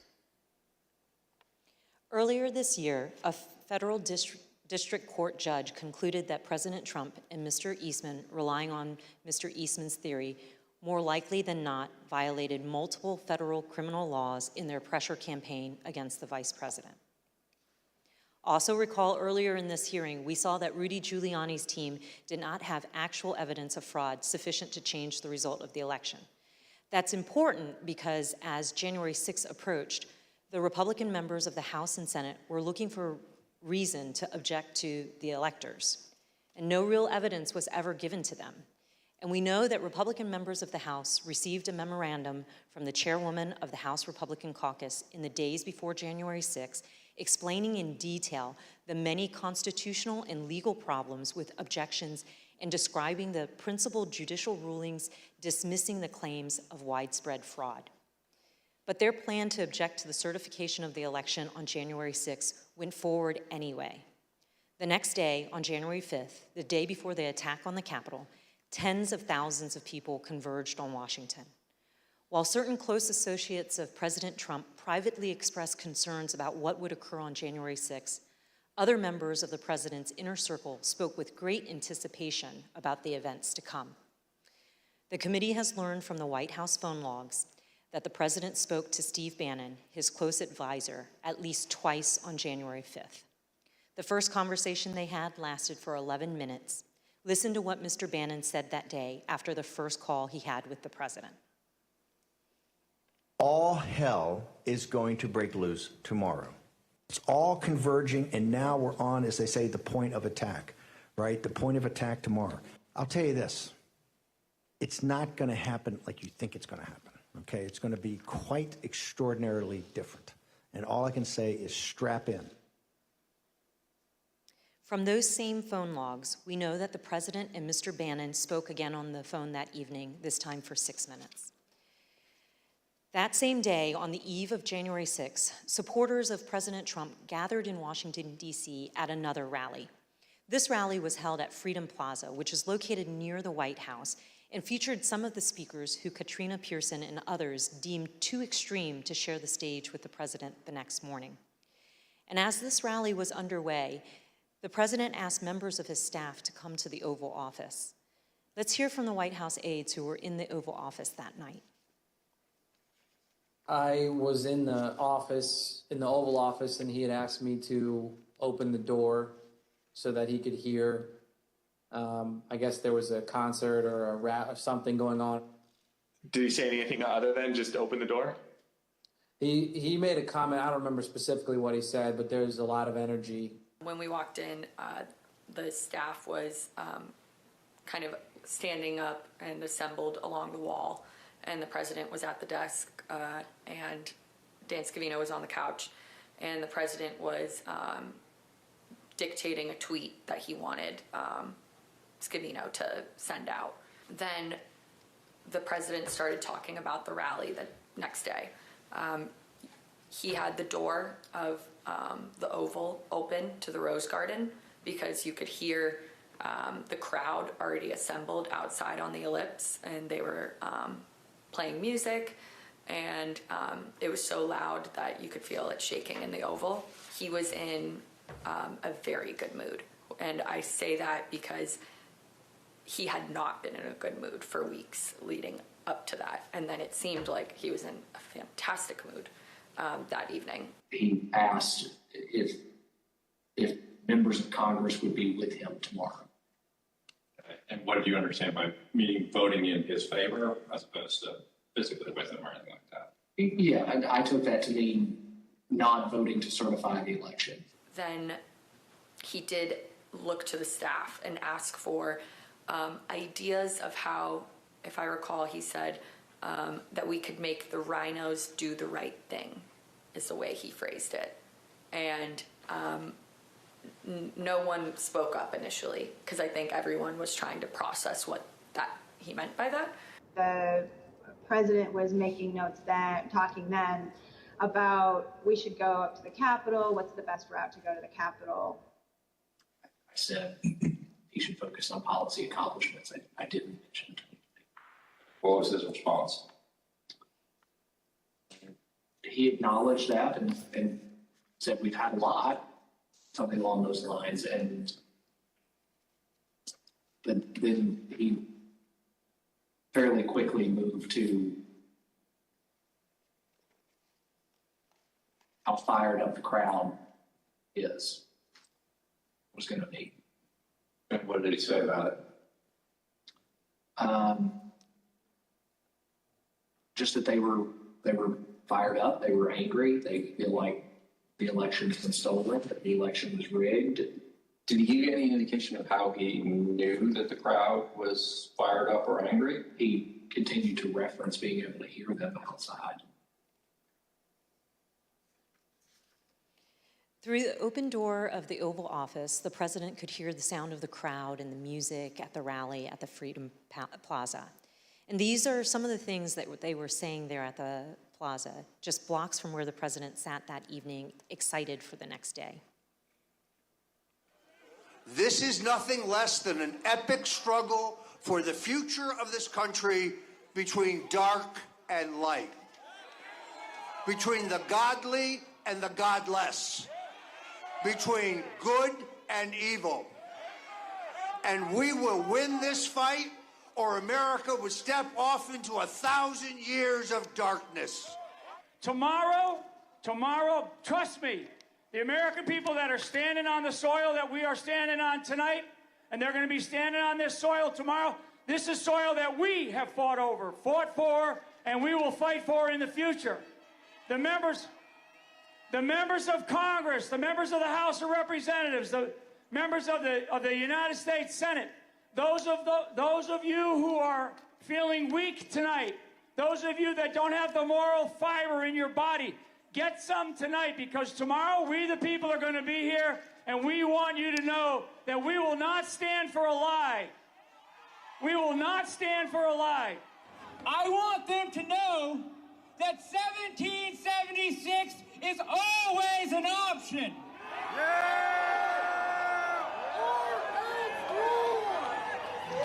These degenerates in the deep state are going to give us what we want, or we are going to shut this country down. It's 1776. 1776. 1776. 1776. At 5:05 p.m., as the Freedom Plaza rally was underway just blocks away, President Trump tweeted, "Washington is being inundated with people who don't want to see an election victory stolen by emboldened radical left Democrats. Our country has had enough. They won't take it anymore." To the crowds gathering in D.C., he added, "We hear you and love you from the Oval Office."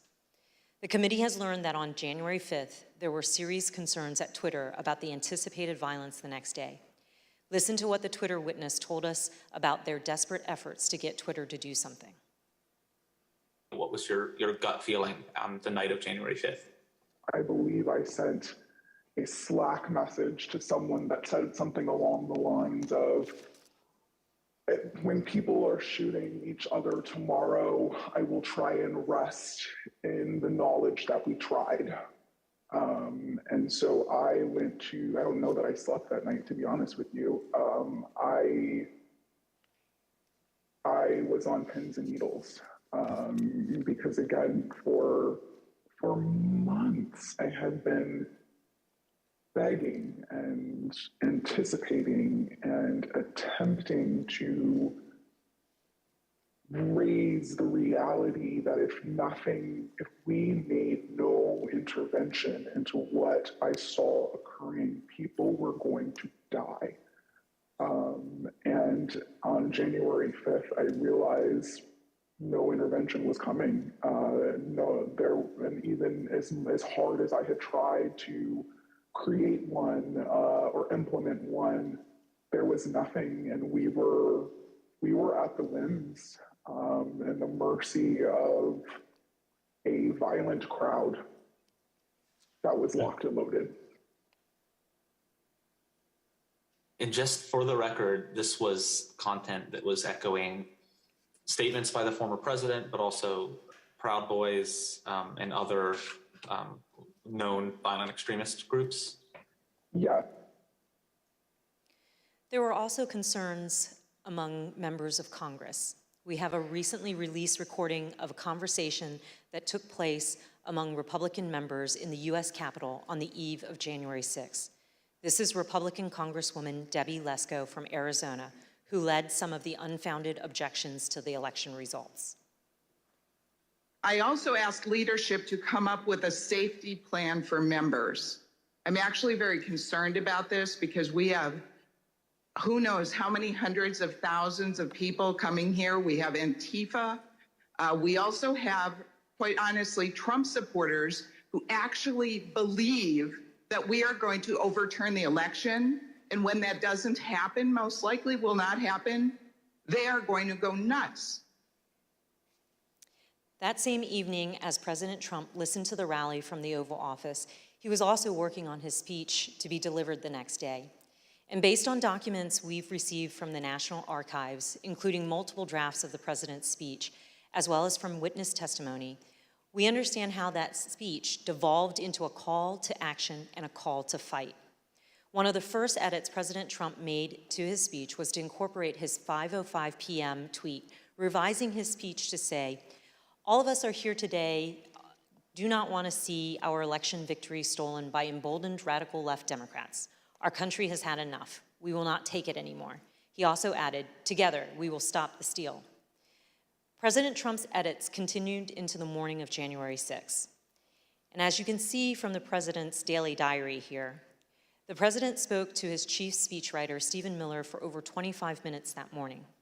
Following his call with Mr. Miller, President Trump inserted for the first time a line in his speech that said, quote, "And we will see whether Mike Pence enters history as a truly great and courageous leader. All he has to do is refer the illegally submitted electoral votes back to the states that were given false and fraudulent information where they want to recertify."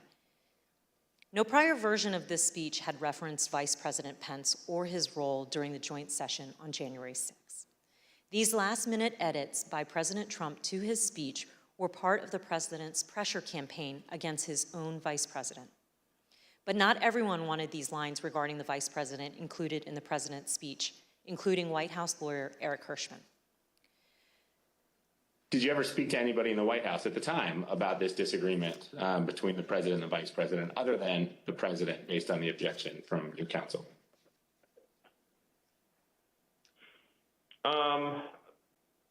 Maybe had a brief conversation about it with Eric Hirschman. Tell me about that. What do you remember him saying to you about this disagreement? I just remember him saying that that he had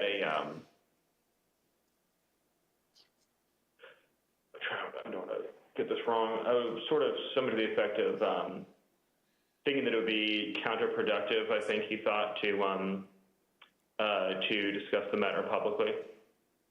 So it came up in the context of editing the president's speech on January the 6th? I just came up with the conversation where Eric knew it was in the speech, and so he had a sidebar with me about it. And so the speechwriters took that advice and removed the lines about Vice President Pence. And later that morning at 11:20 a.m., President Trump had a phone call with the vice president. And as the committee detailed in an earlier hearing, that phone call was, by all accounts, tense and heated. During this call, the vice president told the president that he would not attempt to change the outcome of the election. In response, the president called the vice president of the United States a wimp and other derogatory words. As you can see in this email, after Vice President Pence told President Trump that he would not unilaterally deliver him a second term in office, the speechwriters were directed to reinsert the Mike Pence lines. Here is how one of the speechwriters described President Trump's last-minute change to the speech. And as I recall, there was a very tough sentence about the vice president that was added. President Trump wanted to use his speech to attack Vice President Pence in front of a crowd of thousands of angry supporters who had been led to believe the election was stolen. When President Trump arrived at the Ellipse to deliver his speech, he was still worked up from his call with Vice President Pence. And although Ivanka Trump would not say so, her chief of staff gave the committee some insight into the president's frustration. It's been reported that you ultimately decided to attend the rally because you hoped that you would calm the president and keep the event on an even keel. Is that accurate? No, I don't know who said that or where that came from. What did she share with you about why it was concerning that her father was upset or agitated after that call with Vice President Pence in relation to the Ellipse rally? Why did that matter? Why did he have to be calmed down, I should say? Well, she shared that he had called the vice president a not an expletive word. I think that bothered her, and I think she could tell based on the conversations and what was going on in the office that he was angry and upset, and people were providing misinformation. And she felt like she might be able to help calm this situation down, at least before he went on to stage. The president did go on stage, and then he gave the speech that he wanted to give. It included the formal changes he had requested the night before and in that morning, but also many important last-minute ad-lib changes. A single scripted reference in the speech to Mike Pence became 8. A single scripted reference to rally-goers marching to the Capitol became 4, with President Trump ad-libbing that he would be joining the protesters at the Capitol. Added throughout his speech were references to fighting and the need for people to have courage and to be strong. The word peacefully was in the staff-written script and used only once. Here are some of these ad-lib changes that the president made to his speech. Because you'll never take back our country with weakness. You have to show strength and you have to be strong. So I hope Mike has the courage to do what he has to do. And I hope he doesn't listen to the rhinos and the stupid people that he's listening to. We fight like hell. And if you don't fight like hell, you're not going to have a country anymore. But we're going to try and give our Republicans, the weak ones, because the strong ones don't need any of our help, we're going to try and give them the kind of pride and boldness that they need to take back our country. So let's walk down Pennsylvania Avenue. White House counsel Pat Cipollone and his deputy did not attend the speech, and they were concerned that the statements in the speech about the election were false. In fact, the message that President Trump delivered that day was built on a foundation of lies. He lied to his supporters that the election was stolen. He stoked their anger. He called for them to fight for him. He directed them to the U.S. Capitol. He told them he would join them, and his supporters believed him, and many headed towards the Capitol. As a result, people died. People were injured. Many of his supporters' lives will never be the same. President Trump's former campaign manager, Brad Parscale, recognized the impact of the speech immediately. And this is what he said on January 6 in excerpts from text messages to Katrina Pearson. Mr. Parscale said, quote, "This is about Trump pushing for uncertainty in our country, a sitting president asking for civil war." And then when he said, "This week I feel guilty for helping him win," Katrina Pearson responded, "You did what you felt right at the time, and therefore it was right." Mr. Parscale added, "Yeah, but a woman is dead. And yeah, if I was Trump and I knew my rhetoric killed someone." When Ms. Pearson replied, "It wasn't the rhetoric," Mr. Parscale said, "Katrina, yes, it was." Thank you, Mr. Chairman. I yield back. Gentlelady yields back. We're joined today by Mr. Jason Van Tavenhove and Mr. Stephen Ayers. Mr. Tatenhove is an artist and journalist. He's a former spokesman of the Oath Keepers and a former close associate of Elmer Stewart Rhodes, the founder and president of the Oath Keepers, who has been charged with seditious conspiracy in relation to the Capitol attack. Mr. Van Tatenhove broke with the Oath Keepers and has since spoken out forcefully against the violent group. Mr. Ayers is a former supporter of President Trump. He answered the president's call to come to Washington, D.C. on January 6th. He marched to the Capitol on the president's orders. He pleaded guilty last month to disorderly and disruptive conduct at the Capitol. Mr. Ayers, who no longer supports President Trump, came forward voluntarily to share his story as a warning. I will now swear in our witnesses. The witnesses will please stand and raise their right hand. Do you swear or affirm under penalty of perjury that the testimony you're about to give is the truth, the whole truth, and nothing but the truth, so help you God? Thank you. You may be seated. Let the record reflect that the witnesses answered in the affirmative. I recognize myself for questions. Today, we've discussed how President Trump summoned an angry mob of supporters to Washington, D.C., many of whom came prepared to do battle against police and politicians alike. We're fortunate enough to be joined by two witnesses who can help us understand who was in the mob that day. Both hardcore violent extremists like the Oath Keepers and Proud Boys and average Trump supporters swept up in the fervor of the day. Mr. Van Tatenhove, can you help us understand who the Oath Keepers are? I can, thank you. My time with the Oath Keepers began back at Bundy Ranch with that first standoff when I went to cover them as an independent journalist. I then subsequently covered two more standoffs, the Sugar Pine Mine standoff and the White Hope Mine standoff. It was at that time that I was offered a job as national media director and an associate editor for the webpage. So I spent a few years with the Oath Keepers, and I can tell you that they may not like to call themselves a militia, but they are. They're a violent militia, and they are largely Stewart Rhodes. And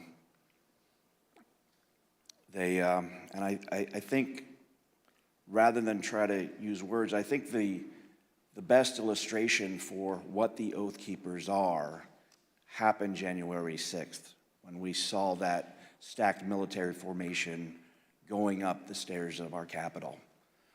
I saw radicalization that started with my beginning of my time with them and continued over a period of time as the member base and who it was that Stuart Rhodes was courting drifted further and further right into the alt-right world, into white nationalists, and even straight up racists. And it came to a point where I could no longer continue to work for them. But the Oath Keepers are a dangerous militia that is in large part fed by the ego and drive of Stuart Rhodes, who at times seemed to see himself as this paramilitary leader. I think that drove a lot of it. So, in my opinion, the Oath Keepers are a very dangerous organization. Well, thank you very much. You've talked a little bit about that danger. So, what is the Oath Keepers' vision for America, and why should Americans be concerned about it?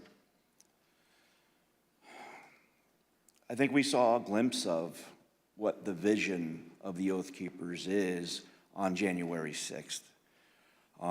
It doesn't necessarily include the rule of law. It doesn't necessarily include, it includes violence. It includes trying to get their way through lies, through deceit, through intimidation, and through the perpetration of violence. The swaying of people who may not know better through lies and rhetoric and propaganda that can get swept up in these moments. And I'll admit I was swept up at one point as well too. But I don't know if that answers the question. Well, it does, and you talk about being swept up. So at what point did you break with the Oath Keepers? There came a point, there were many red flags, and I probably should have broke with them much earlier than I did. But the straw that broke the camel's back really came when I walked into a grocery store. We were living up in the very remote town of Eureka, Montana, and there was a group of core members of the group of the Oath Keepers and some associates, and they were having a conversation at that public area where they were talking about how the Holocaust was not real. And that was, for me, something I just could not abide. And, you know, we were not wealthy people at all. We were barely surviving, and it didn't matter. I went home to my wife and my kids, and I told them that I've got to walk away at this point. I don't know how we're going to survive or where we're going to go or what we're going to do, but I just can no longer continue, and put in my resignation. Thank you very much. Mr. Ayers, there were many people in the crowd that day, January 6th, including you, who were not part of an extremist group. I'd like to start by having you tell the American people a little bit about yourself. Can you tell us about your life before January 6th? Yeah, basically nothing but a family man and a working man. Worked at the company, a cabinet company up in Northeast Ohio for going on 20 years. You know, family's my life. I was a supervisor there, so that took up a lot of my a lot of my free time. Other than that, with my family, camping, playing basketball, playing games with my son. Just what any ordinary American citizen, family man would do. Yep, exactly. So this committee has reviewed thousands of hours of surveillance footage from January 6th. During this review, we identified you entering the Capitol as we see in this video. Mr. Ayers, why did you decide to come to Washington on January 6th? For me personally, I was, pretty hardcore into the social media, Facebook, Twitter, Instagram. I followed, President Trump, on all of the websites, he basically put out, come to Stop the Steal rally, and I felt like I needed to be down here. So you basically learned about the rally on social media and at some point made a decision to come to Washington. Yep. I had some friends I found out were coming down, and I just hopped on with them right at the tail end when I found out, and came down here with them. Thank you very much. The chair recognizes the vice chair, Ms. Cheney of Wyoming, for any questions she may have. Thank you very much, Mr. Chairman. Mr. Ayers, when you entered the Capitol last year, did you believe that the election had been stolen? At that time, yeah. Everything that I was seeing online, I definitely believed that that's exactly what that was the case. And when you heard from President Trump that the election was stolen, how did that make you feel? Oh, I was very upset, as were most of his supporters. That's basically what got me to come down here. And do you still believe the election was stolen? Not so much now. I got away from all the social media when January 6th happened. Basically deleted it all.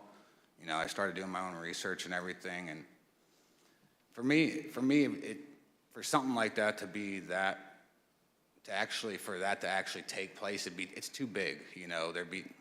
There's no way you can keep something like that quiet, as big as something like that. With all the lawsuits being shot down one after another, that was mainly what convinced me. Well, and I think that's very important. And we've also talked about today and in previous hearings the extent to which the president himself was told that the election hadn't been stolen by his Justice Department, by his White House counsel, by his campaign. Would it have made a difference to you to know that President Trump himself had no evidence of widespread fraud? Oh, definitely. Who knows? I may not have come down here then. Thank you very much, Mr. Chairman. I yield back. Gentlelady yields back. Chair recognizes the gentlewoman from Florida, Ms. Murphy. Thank you, Mr. Chairman.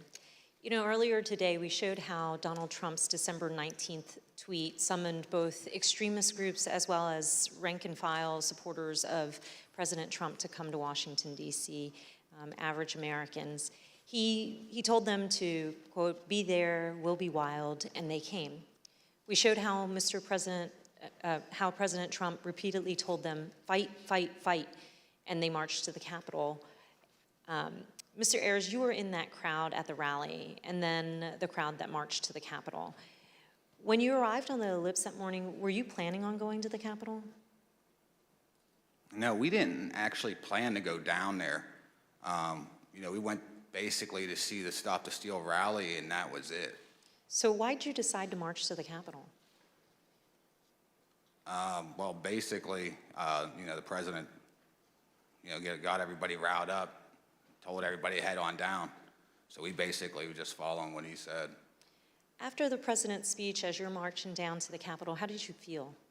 I was, I'm angry, after everything that was basically said in the speech. A lot of the stuff he said, he already put out in tweets. I've already seen it and heard it before. So, I was already worked up, and so were most of the people there. So as you started marching, did you think there was still a chance the election would be overturned? Yeah, at that time I did, because everybody was kind of like in the hope that, Vice President Pence was not going to certify the election. Also the whole time on our way down there, we kept hearing about this big reveal I remember us talking about, and we kind of thought maybe that was it. So that hope was there. Did you think that the president would be marching with you? Yeah, I think everybody thought he was going to be coming down. He said in his speech, kind of like he's going to be there with us. So, I think I believed it. I understand. We know that you illegally entered the Capitol that afternoon and then left the Capitol area later on. What made you decide to leave? Basically, when President Trump put his tweet out, we literally left right after that come out. You know, to me, if he would have done that earlier in the day, 1:30, you know, we wouldn't be in this, maybe we wouldn't be in this bad of a situation or something. Thank you. Mr. Chairman, I yield back. Chair recognizes the gentleman from Maryland, Mr. Raskin. Thank you, Mr. Chairman. Mr. Van Tatenhoff, in the run-up to January 6th, Stuart Rhodes publicly implored President Trump to invoke the Insurrection Act, the 1807 law that allows the president to call up militias to put down a rebellion against the United States. And I want to get your thoughts about this in the context of your prior relationship with Stuart Rhodes. I understand that you had conversations with Rhodes about the Insurrection Act. Why was he so fixated on that, and what did he think it would enable the Oath Keepers to do? Well, I think it gave him a sense of legitimacy, that it was a path forward to move forward with his goals and agendas. I think we need to quit mincing words and just talk about truths. And what it was going to be was an armed revolution. I mean, people died that day. Law enforcement officers died this day. There was a gallows set up in front of the Capitol. This could have been the spark that started a new civil war, and no one would have won there. That would have been good for no one. He was always looking for ways to legitimize what he was doing, whether by wrapping it in the trappings of it's not a militia, it's a community preparedness team. We're not a militia, we're an educational outreach group. It's a veteran support group. But again, we've got to stop with this dishonesty and the mincing of words and just call things for what they are. You know, he's a militia leader. He had these grand visions of being a paramilitary leader, and the Insurrection Act would have given him a path forward with that. You know, the fact that the president was communicating, whether directly or indirectly, messaging, you know, kind of that gave him the nod. And all I can do is thank the gods that things did not go any worse that day. What did the Oath Keepers see in President Trump? They saw a path forward that would have legitimacy. They saw opportunity, I think, in my opinion, to become a paramilitary force, you know? Last week, the Department of Justice indicated that it has evidence of the Oath Keepers bringing not just firearms, but explosives to Washington ahead of January 6th. And the committee's also learned that Stuart Rhodes stopped to buy weapons on his way to Washington and shipped roughly $7,000 worth of tactical gear to a January 6th rally planner in Virginia before the attack.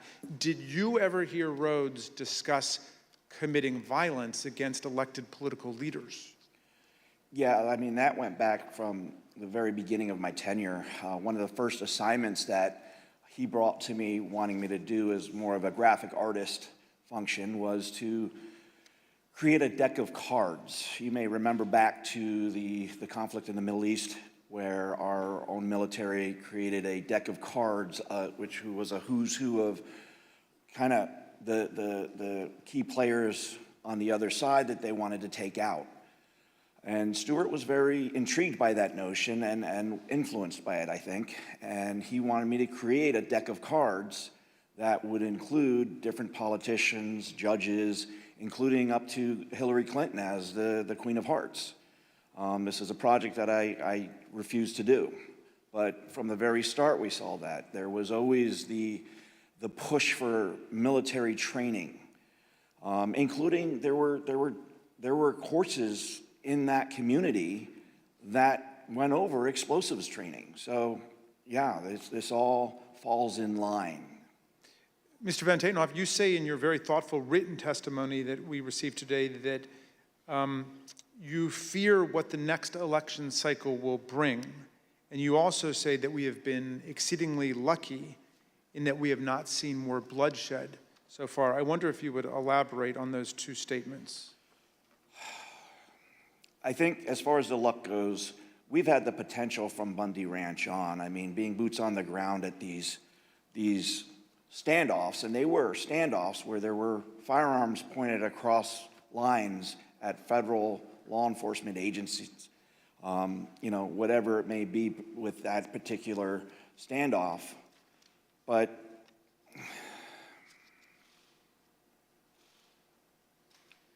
I think we've gotten exceedingly lucky that more bloodshed did not happen because the potential has been there from the start. And we got very lucky that the loss of life was, and as tragic as it is, that we saw on January 6th, the potential was so much more. Again, all we have to look at is the iconic images of that day with the gallows set up for Mike Pence, for the Vice President of the United States. You know, and I do fear for this next election cycle because who knows what that might bring. If a president that's willing to try to instill and encourage, to whip up a civil war amongst his followers using lies and deceit and snake oil, and regardless of the human impact, what else is he going to do if he gets elected again? All bets are off at that point. And that's a scary notion. I have 3 daughters. I have a granddaughter. And I fear for the world that they will inherit if we do not start holding these people to account. Thank you for your testimony, Mr. Van Tatenhoff. Mr. Ayers, I first want to ask you about what finally caused you to leave on January the 6th. We know that the medieval-style combat with our police, the occupation of the building, this was going on for several hours until the president issued at 4:17 a tweet, I believe, that included a video telling people to go home. Did you see that, and did that have any effect on what you were doing? Well, when we were there, as soon as that come out, everybody started talking about it, and it seemed like it started to disperse, you know, some of the crowd. Obviously, you know, once we got back to the hotel room, we seen that it was still going on, but it definitely dispersed a lot of the crowd. And did you leave at that point? Yeah, we did. Yeah, we left. So, in other words, that was the key moment when you decided to leave, when President Trump told people to go home. Yeah, yep, we left right when that come out. You were not a member of an organized group like the Oath Keepers or the Proud Boys, as most of the crowd wasn't. I wonder, on January 6th, was it your view that these far-right groups like the Oath Keepers and Proud Boys and 3%ers and others were on your side? Did you have any reservations about marching with them and rallying with them? Well, I definitely didn't have a problem. You know, I was probably following them online myself. You know, I thought, you know, hey, they're on our team, good. That's how I kind of looked at it at the time. You know, like, I didn't have a problem with it. I thought it was a good thing. I'm interested in hearing about what's happened to you since the events of January 6th. You told the vice chair that you no longer believe Trump's big lie about the election, but that's what brought you originally to Washington. Looking back on it now, how do you reflect on the role that you played in the crowd that day, and what is going on in your life? Basically, you know, I lost my job. Since this all happened, you know, pretty much sold my house. So everything that happened with the charges, you know, thank God, a lot of them did get dismissed because I was just holding my phone, but at the same time, I was there. So, I mean, it definitely, it changed my life, you know, and not for the good, definitely not for the, you know, for the better. Yeah, I mean, well, that's all I could say. President Trump is still promoting the big lie about the election. How does that make you feel? It makes me mad because I was hanging on every word he was saying. Everything he was putting out, I was following it. I mean, if I was doing it hundreds of thousands or millions of other people are doing it, or maybe even still doing it. It's like he just said about that, you know, you got people still following and doing that. Who knows what the next election could come out, you know, could end up being down the same path we are right now. I mean, just don't know. Mr. Ayers, I see that your wife has joined you today, and welcome to Washington. We know this has been very difficult on you both and your family. What lessons, finally, do you want the American people to learn from the way you and your family have suffered as a result of these events? Biggest thing is I consider myself a family man, and I love my country. I don't think any one man is bigger than either one of those. I think that's what needs to be taken. You know, people dive into the politics, and for me, I felt like I had, you know, like horse blinders on. I was locked in the whole time. Biggest thing for me is take the blinders off, make sure you step back and see what's going on before it's too late. Well, I want to thank you for your testimony and for appearing, both of you, today. And Mr. Chairman, I yield back to you. Gentleman yields back. I want to thank our witnesses for joining us today. The members of the Select Committee may have additional questions for today's witnesses, and we ask that you respond expeditiously in writing to those questions. Without objections, members will be permitted 10 business days to submit statements for the record, including opening remarks and additional questions for the witnesses. Without objection, the chair recognizes the gentleman from Maryland, Mr. Raskin, for a closing statement. Thank you, Mr. Chairman. When Donald Trump sent out his tweet, he became the first president ever to call for a crowd to descend on the capital city to block the constitutional transfer of power. He set off an explosive chain reaction among his followers, but no one mobilized more quickly than the dangerous extremists that we've looked at today. Seizing upon his invitation to fight, they assembled their followers for an insurrectionary showdown against Congress and the vice president. On January 6th, Trump knew the crowd was angry. He knew the crowd was armed. He sent them to the Capitol anyway. You might imagine that our founders would have been shocked to learn that an American president would one day come to embrace and excuse political violence against our own institutions, or knowingly send an armed mob to attack the Capitol to usurp the will of the people. But you know, Mr. Chairman, the founders were pretty wise about certain things, and at the start of the Republic, they actually warned everyone about Donald Trump. Not by name, of course, but in the course of advising about the certain prospect that ambitious politicians would try to mobilize violent mobs to tear down our own institutions in service of their insatiable ambitions. In the very first Federalist paper, Alexander Hamilton observed that history teaches that opportunistic politicians who desire to rule at all costs will begin first as demagogues, pandering to the angry and malignant passions of the crowd, but then end up as tyrants, trampling the freedoms and the rights of the people. A violent insurrection to overturn an election is not an abstract thing, as we've heard. Hundreds of people were bloodied, injured, and wounded in the process, including more than 150 police officers, some of them sitting in this room today. I want to give you an update on one officer who was badly wounded in the attack and is well known to the members of this committee because he testified before us last year. Sergeant Aquilino Ganell is an Army veteran who spent a year on active combat duty in the Iraq War and then 16 years on the Capitol Force. Nothing he ever saw in combat in Iraq, he has said, prepared him for the insurrection where he was savagely beaten, punched, pushed, kicked, shoved, stomped, and sprayed with chemical irritants along with other officers by members of a mob carrying hammers, knives, batons, and police shields taken by force, and wielding the American flag against police officers is a dangerous weapon. Last month, on June 28th, Sergeant Ganell's team of doctors told him that permanent injuries he has suffered to his left shoulder and right foot now make it impossible for him to continue as a police officer. He must leave policing for good and figure out the rest of his life.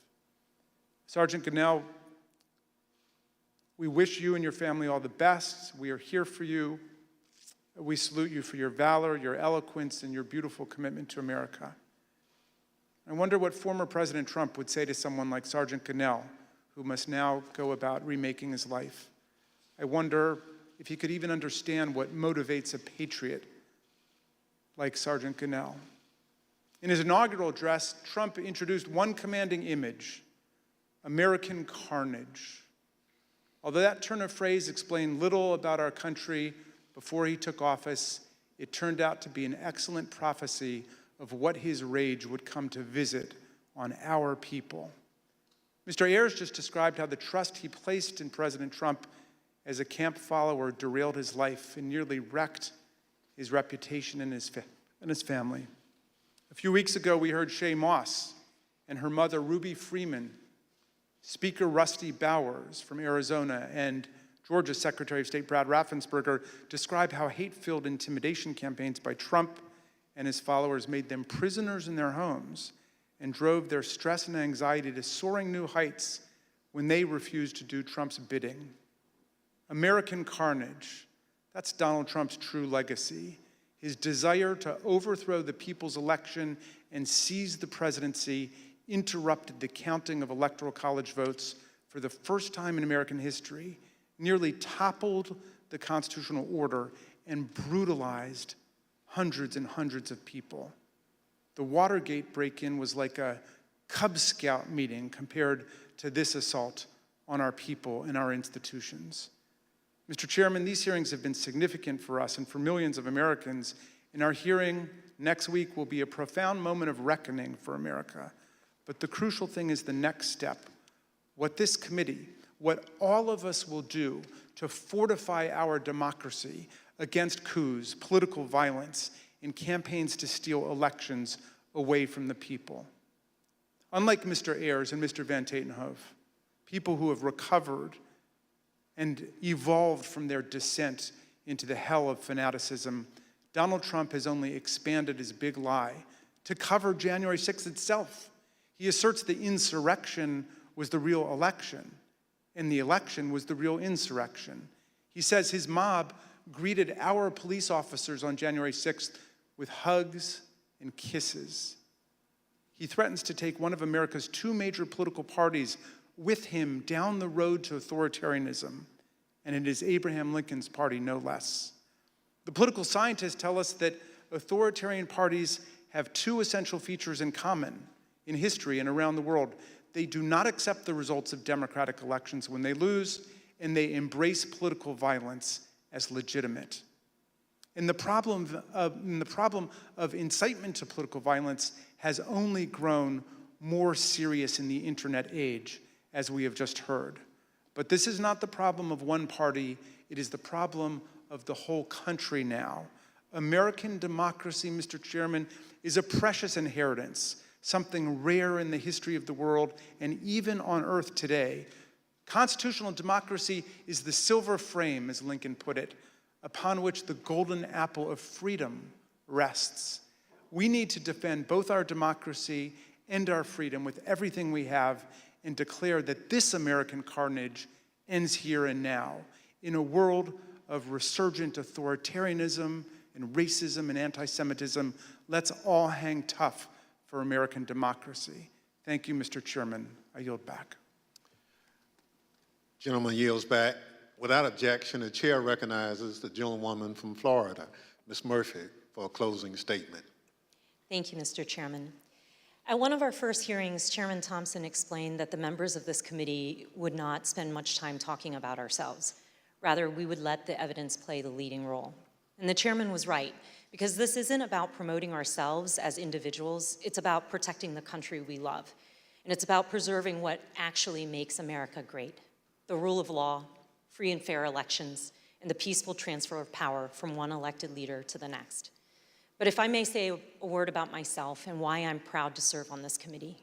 I'm the only member of this committee who was not blessed to be born an American. I was born in Vietnam after the Vietnam War, and my family and I fled a communist government and were rescued by the US Navy and were given sanctuary in America. My patriotism is rooted in my gratitude for America's grace and generosity. I love this country.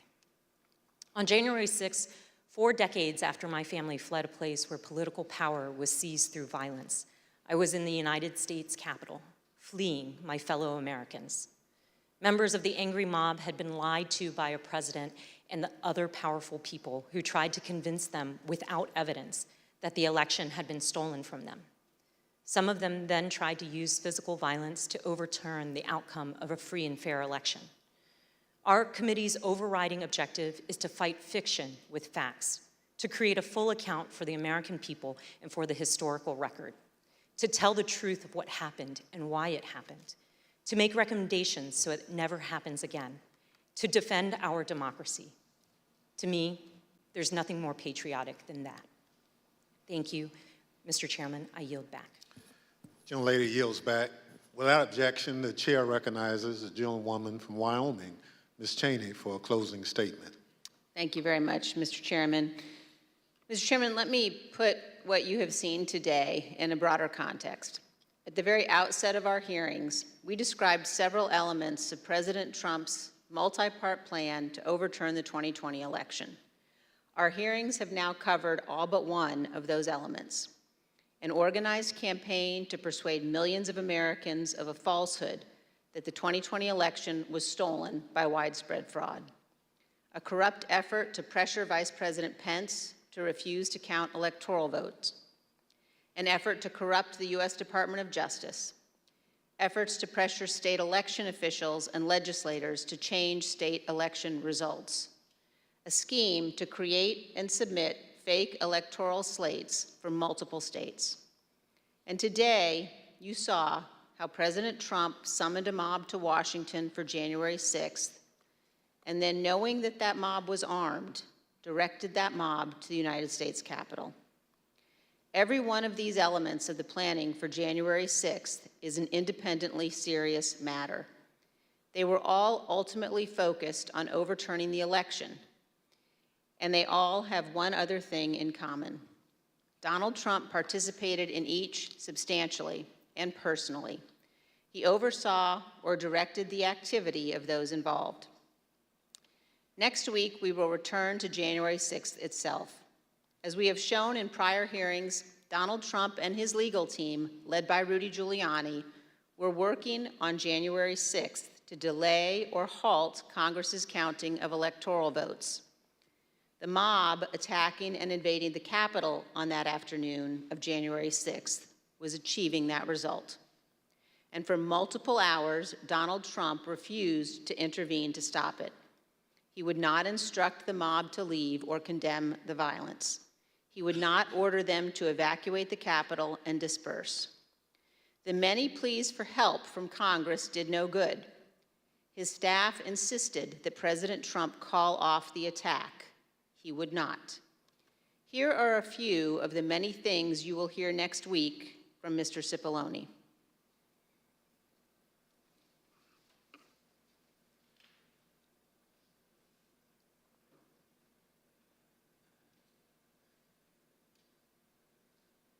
Is that right? I was, and others were as well. Was it necessary for you to continue to push for a statement directing people to leave all the way through that period of time until it was ultimately issued after? I felt it was my obligation to continue to push for that, and others felt it was their obligation as well. Would it have been possible at any moment for the president to walk down to the podium in the briefing room and talk to the nation at any time between when you first gave him that advice at 2 o'clock and 4:17 when the video statement went out? Would that have been possible? Would it have been possible? Yes. Yes, it would have been possible. And you will hear that Donald Trump never picked up the phone that day to order his administration to help. This is not ambiguous. He did not call the military. His Secretary of Defense received no order. He did not call his Attorney General. He did not talk to the Department of Homeland Security. Mike Pence did all of those things. Donald Trump did not. We will walk through the events of January 6th next week, minute by minute. And one more item. After our last hearing, President Trump tried to call a witness in our investigation, a witness you have not yet seen in these hearings. That person declined to answer or respond to President Trump's call and instead alerted their lawyer to the call. Their lawyer alerted us, and this committee has supplied that information to the Department of Justice. Let me say one more time, we will take any effort to influence witness testimony very seriously. Thank you, Mr. Chairman. I yield back. Thank you. Gentlelady yields back. In my opening, I mentioned how we look to our leaders to serve as a fail-safe if people in this country refuse to accept the results of an election. That's part of the way those in positions of public trust uphold their oath, how they show fidelity to the Constitution. In the run-up to January 6th, Donald Trump had an obligation to tell his supporters to accept the results of the election. Instead, he urged them to further along the path toward mob violence. The idea of mob violence makes me think of another sort of fail-safe. All across this country, there are different ideas about what role the federal government should play in our lives.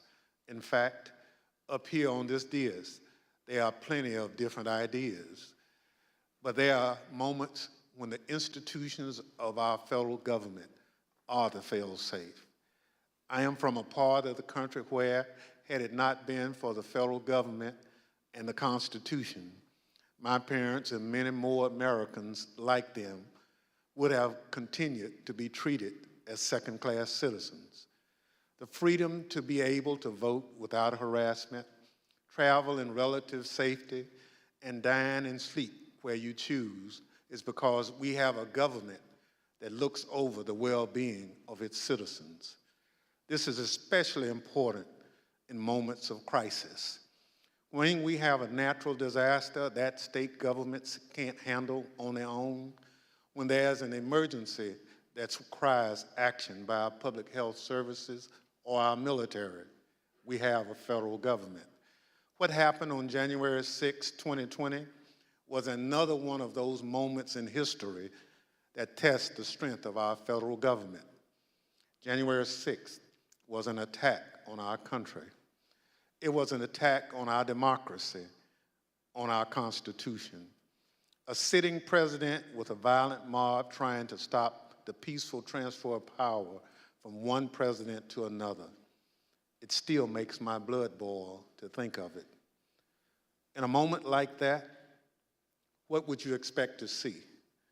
You expect to see the President of the United States sitting behind a resolute desk in the Oval Office, assuring the American people that the attack would be repelled and the threat would be dealt with.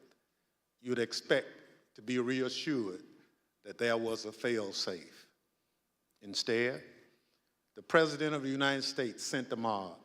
He disregarded the advice of the people who had taken an oath to the Constitution. He oversaw a scheme aided by people whose loyalty was only to Donald Trump. There's nothing we can compare that to. There's nothing in our great nation's history that has ever come close to that sort of betrayal and dereliction. Thank goodness our system of government held in spite of a commander-in-chief who worked in opposition to what the Constitution designed. When this committee reconvenes, we'll tell the story of that supreme dereliction by the commander-in-chief, how close we came to a catastrophe for our democracy, and how we remain in serious danger. The chair requests those in the hearing room remain seated until the Capitol Police have escorted witnesses and members from the room. Without objection, the committee stands adjourned.